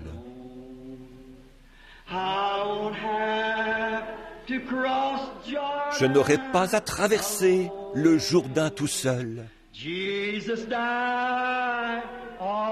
Jésus est mort pour expier tous mes péchés. Lorsque je verrai paraître l'obscurité, il m'attendra. Je n'aurai pas à traverser le Jourdain tout seul. Je désire le connaître maintenant. Prends ma main, précieux Seigneur. Conduis mes pas. Permets que je tienne bon. Permets que je tienne ferme ici, Seigneur, contre tout ce qui s'appelle le mal. contre toute apparence de mal. Peu m'importe ce qu'on peut en dire. Seigneur, permets que je tienne bon. Après avoir fait tout ce que je peux, aide-moi à tenir bon. Prends ma main et fais-moi traverser, Seigneur. Fais quelque chose. Fais en sorte que je tienne ferme. Quand ces choses se présenteront, les trésors de ce monde, tout son éclat et sa gloire, rends mes yeux aveugles à cela. Fais en sorte que je ne vois que lui qui est mort pour moi. Si cela doit me coûter tous les amis que je possède, si cela doit me coûter tout ce que je possède, cela n'a aucune importance. Je dépose tout cela sur l'autel. C'est ça. Fais en sorte que je demeure fidèle. Et un jour, lorsque le dernier souffle passera sur mon visage, que je saurai que mon cœur est en train de lâcher et que mes jours sont finis, que mon temps est terminé et que ma carte est retirée du fichier. Je ne veux pas traverser le Jourdain tout seul. Il sera là. Oui, quand je verrai paraître l'obscurité, il m'attendra là. Je n'aurai pas à traverser le Jourdain tout seul. Si je prends position pour lui maintenant, lui prendra position pour moi alors. Je vivrai donc pour lui qui est mort pour moi. Combien heureuse alors sera ma vie. C'est ainsi que je veux tenir. Il doit y avoir des malades ici. A-t-il distribué des cartes? J'ai oublié. Ont-ils distribué des cartes? Des cartes ont-elles été distribuées? Quelqu'un a-t-il une carte de prière? Non. Je suis en train d'attendre le Saint-Esprit. Si vous voulez croire, simplement, ayez seulement la foi, ne doutez pas. Si Dieu me révèle vos problèmes, quels qu'ils soient, je n'en sais rien. Si vous levez la main, vous ne me connaissez pas et je ne vous connais pas. Alors, si Dieu le révèle, croirez-vous qu'il s'agit là du même ange qui a porté le message juste avant la destruction là-bas, que ce même ange est en train de l'apporter maintenant, avant une autre destruction? Le croirez-vous? Si oui, levez la main. Très bien, très bien. Puisse le Seigneur l'accorder. Il est assis près de moi. Il y a quelqu'un d'autre assis près de moi. C'est Madame Snyder ou Madame Murphy ici. Elle s'appelle ainsi. Assis juste ici. Je les connais. Je ne connais pas cet homme-ci. Il m'est inconnu. Mais Dieu le connaît. Si Dieu le révèle maintenant, combien ici savent que ce n'est pas... Ne faites pas attention à moi. Moi, je ne suis qu'un péquenot des collines du Kentucky, rien de plus. C'est tout juste si j'ai assez d'instructions pour écrire mon nom. Mais il y a une chose que je sais, c'est que je le connais, lui, et c'est tout ce qui m'intéresse. Maintenant, ne faites pas attention à ma grammaire. Peut-être pensez-vous que mon sermon de ce matin était tout à côté, mais alignez-le donc avec la Bible une fois. Et voyez, si vous ne tombez pas en plein dans le mille, regardez, si vous ne voyez pas la cible, lorsque vous dirigez votre lunette de visée là-dessus, ne l'alignez pas sur vos propres pensées, mais alignez-le sur ce qu'il a dit. Étroite est la porte, resserrez le chemin, et il y en aura peu qui l'y trouveront. Car spacieux est le chemin qui mène à la perdition, large est la porte, et il y en a beaucoup qui entreront par là. Des millions de millions entreront par là. 1 sur 1 million, ça équivaudra probablement à ça. Vous y voilà, c'est ce qu'il a dit. Il n'a jamais donné ce chiffre-là. Seulement il a dit, ce qui arriva du temps de Noé, 8 âmes. Ce qui arriva du temps de Sodome, 3. Sur l'ensemble, 3 ont été sauvés par le feu. Il en sera de même. Maintenant, s'il y a ici quelqu'un qui est vraiment spirituel, j'aimerais que vous regardiez cet homme assis ici. Il ne me lâche pas des yeux. Il a levé la main. Je ne le connais pas. Je ne l'ai jamais vu. Et je ne sais rien à son sujet. Il est simplement assis là, en train de me regarder. Seulement, voyez-vous, il est en train d'établir le contact. Il prie. C'est exact. Maintenant, si le Seigneur me parle au sujet de cet homme qui est assis à cette distance, que je rencontre pour la première fois, et qui est assis là, si le Seigneur veut me révéler je ne peux pas le guérir. Je ne peux pas le faire. Parce que Dieu l'a déjà fait. Mais cela servirait à augmenter votre foi. Tout le monde le voit à présent. Il est ici. Ce serait le même esprit. Et souvenez-vous, Jésus a promis que ceci arriverait juste avant le temps de la fin. Cela a toujours été le dernier signe. L'autre jour, Léo et moi étions assis au bord de la rue. Nous étions quelques-uns à causer ensemble. J'ai continuellement l'impression qu'un changement est en train d'arriver. En discutant, nous avons vu que ce ne sera pas un changement dans mon ministère, car il ne peut plus y en avoir, mais ce sera un changement en moi. J'ai toujours manqué un peu de caractère. Je me laissais simplement mener et conduire par les gens. Je les laissais m'envoyer ici et là. Si j'avais fait ce que le Seigneur m'a dit il y a bien longtemps, je n'aurais pas les ennuis que j'ai aujourd'hui. Cette semaine qui vient, je pars pour être seul avec Dieu. Oui, monsieur, je dois recevoir quelque chose du ciel. Je ne veux pas être faible de caractère. Je veux agir selon mes propres convictions.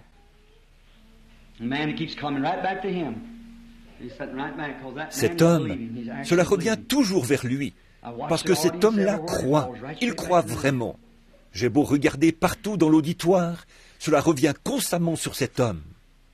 Il a un besoin, il a un fardeau, mais ce fardeau qu'il a concerne quelqu'un d'autre. C'est exact. Vous êtes en train de prier pour quelqu'un d'autre. Vous avez quelqu'un à cœur. C'est vrai, n'est-ce pas? Il s'agit d'un ami. Si je vous dis ce qui ne va pas avec cet ami, croirez-vous que je suis le serviteur de Dieu? C'est un problème d'alcoolisme. C'est cela. Si c'est juste, levez la main.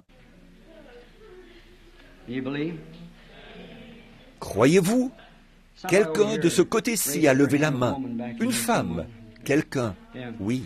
Vous ne me connaissez pas? Je suis un inconnu pour vous. Je ne vous connais pas. Mais Dieu vous connaît. Le croyez-vous? Si Dieu me révèle ce qui vous tient à cœur, croirez-vous que je suis son serviteur? Petite dame, ce qui vous préoccupe, c'est ce bébé. C'est exact. Et ce bébé a de l'eczéma sur le visage. Le médecin ne peut rien y faire.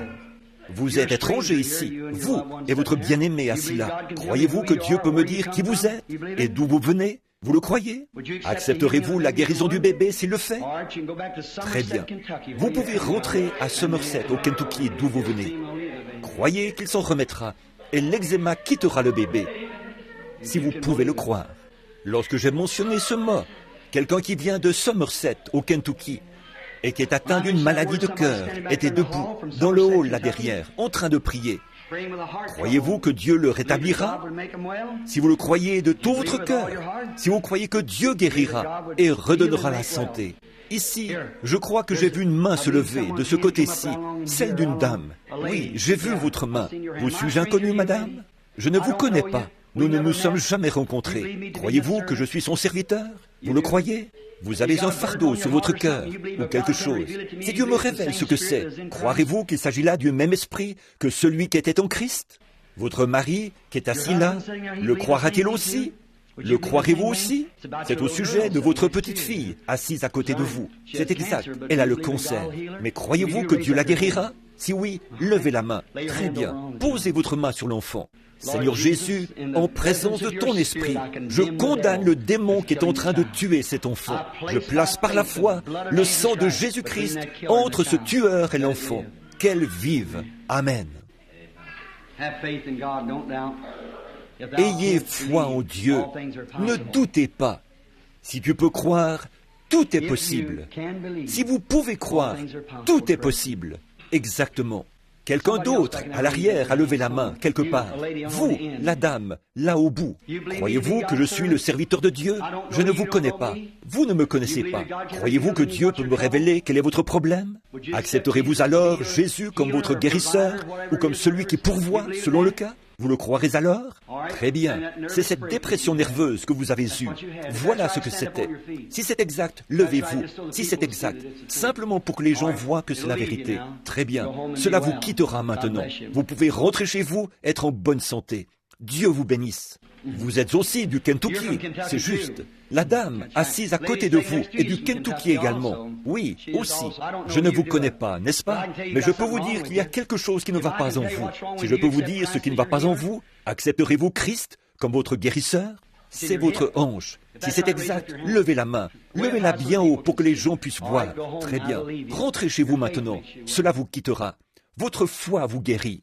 Je vous engage instamment à croire. J'engage instamment votre foi à croire. Il y a une dame assise ici, en prière. Elle tient son mouchoir devant son visage. Je ne vous connais pas. Dieu vous connaît. Vous êtes de Joliet dans l'Illinois et vous avez une tumeur. C'est tout à fait juste. Vous pourriez vous demander, oui, c'est la dame que Rosella a amenée. C'est exact. Attendez, elle m'a parlé de cela, mais elle ne savait pas que je ne connaissais pas du tout cette femme. C'est juste. Il s'est simplement trouvé que cette femme avait une grande foi. Je vais vous dire une chose que vous savez que j'ignore. Vous priez pour cet enfant assis ici au bout du banc. Elle est malade. C'est votre enfant. C'est vrai. Amen. Ça, vous savez que je ne le savais pas. C'est cela. C'est le Saint-Esprit. Le croyez-vous? L'acceptez-vous? Si cela est vrai, alors ce que j'ai dit au sujet de « étroite est la porte et resserrez le chemin » est vrai. Jésus-Christ, le Fils de Dieu, est ici même. Maintenant, l'Esprit du Dieu vivant est ici même. Le croyez-vous? Alors, laissez-moi vous dire, je ne suis pas quelqu'un qui peut guérir. Je ne suis pas un guérisseur. Mais l'Esprit de Dieu m'a simplement choisi pour se manifester. Je n'ai aucune instruction. Je ne connais rien à rien. Mais c'est son esprit qui le fait, vous voyez? Il veut que vous sachiez que je vous ai dit la vérité. Voici la vérité. Jésus-Christ guérit chacun de vous à l'instant même, si vous voulez bien le croire. Maintenant, tout comme si cela s'est produit à Kingston, les missionnaires qui sont là derrière, ou ces gens-là, ont vu cela se produire à Kingston. Les gens étaient guéris par milliers. Pourquoi cela ne fonctionne-t-il pas ici en Amérique, avec ce que nous avons ici présentement? Pourquoi n'arrivons-nous pas à y croire? C'est parce que nous ne pouvons pas franchir ces petits rapides là-bas. Le croyez-vous? Levez vos mains. Maintenant, ces mêmes mains, posez-les sur quelqu'un à côté de vous. Je vais prier pour eux d'ici. Et n'ayez plus jamais de doute dans votre cœur. Ceci mettra un terme à la chose. Oh là là, frère Neville, combien j'ai souhaité, combien j'ai prié, combien j'ai... Peut-être pensez-vous que je suis hors de moi. Pas du tout. Je sais exactement où j'en suis. Si seulement je pouvais arriver à vous transmettre cette petite chose. Vous rendez-vous compte que Jésus-Christ, le Fils de Dieu, est ici ce matin, au milieu des gens maintenant? Maintenant même, il est présent. Il est en train de se manifester.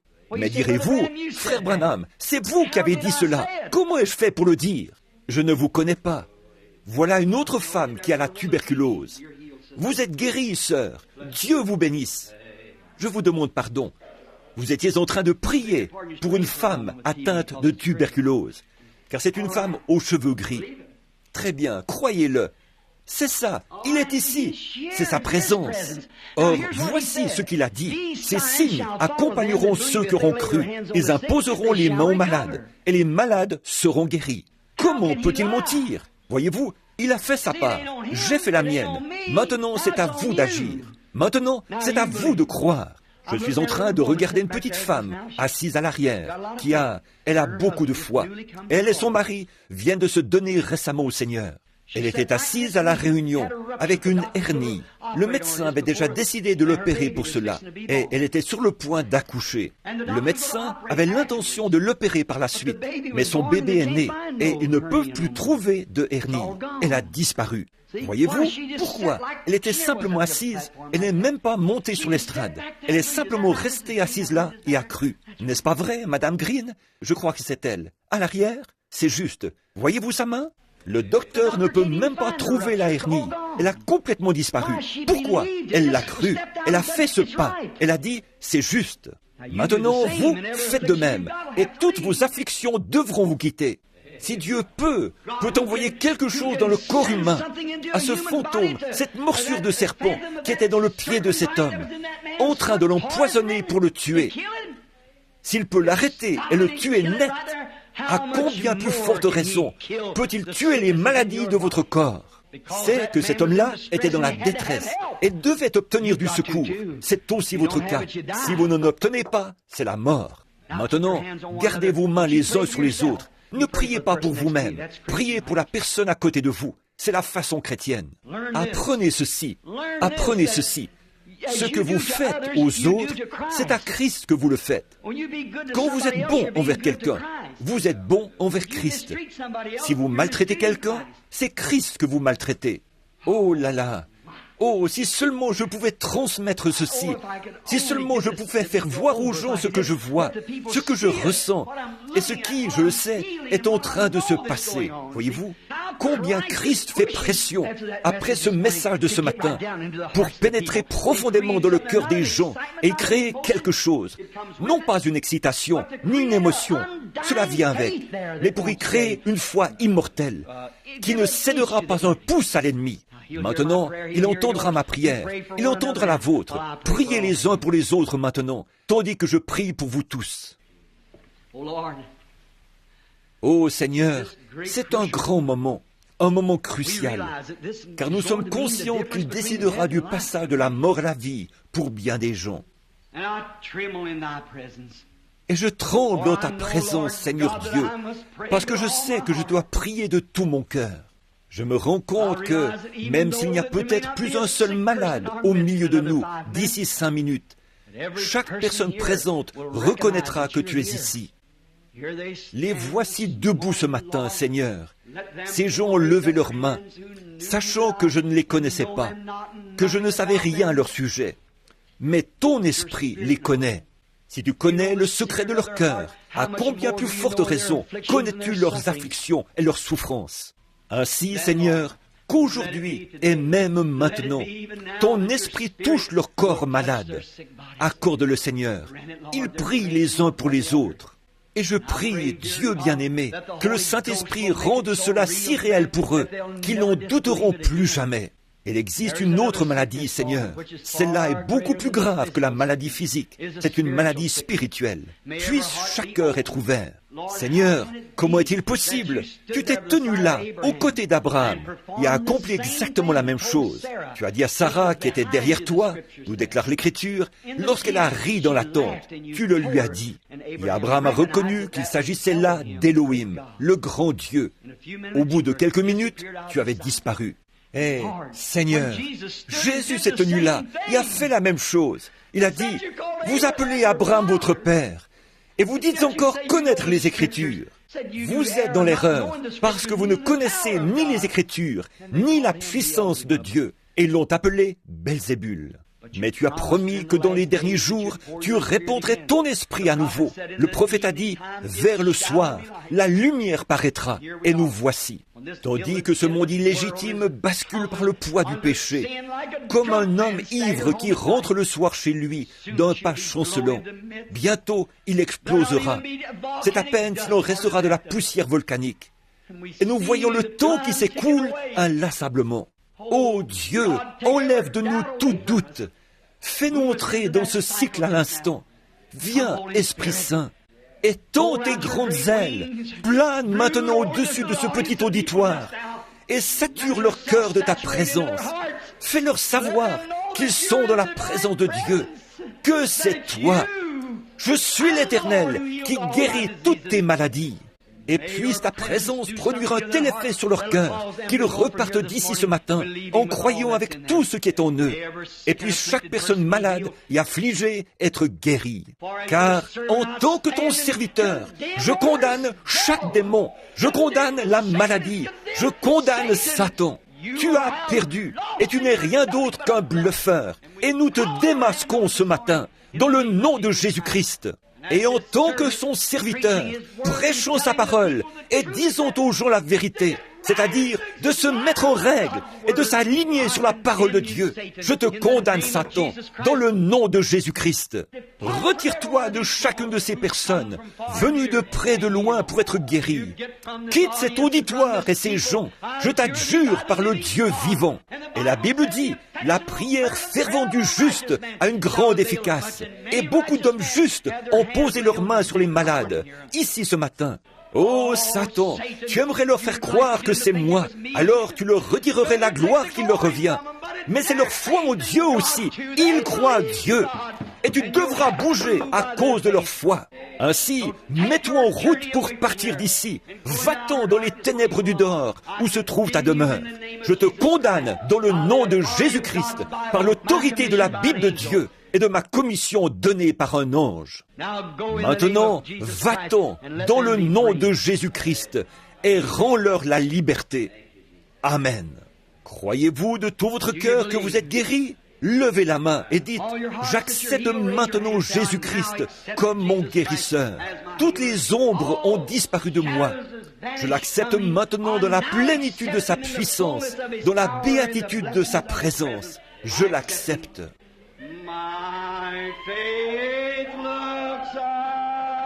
Ma foi regarde vers toi. Toi, agneau du calvaire, Sauveur divin.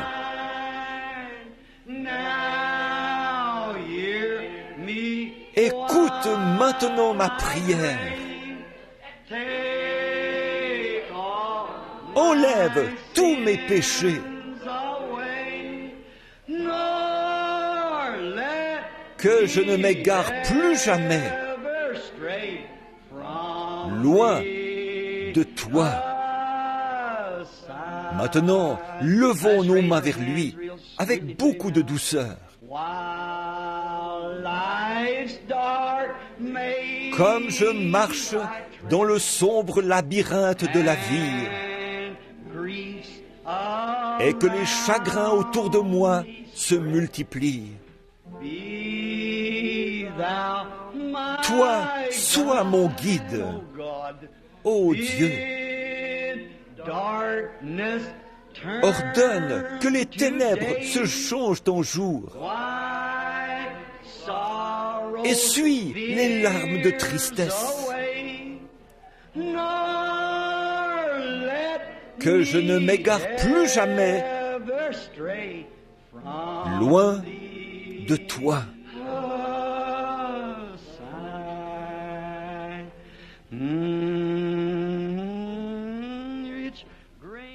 Riche grâce.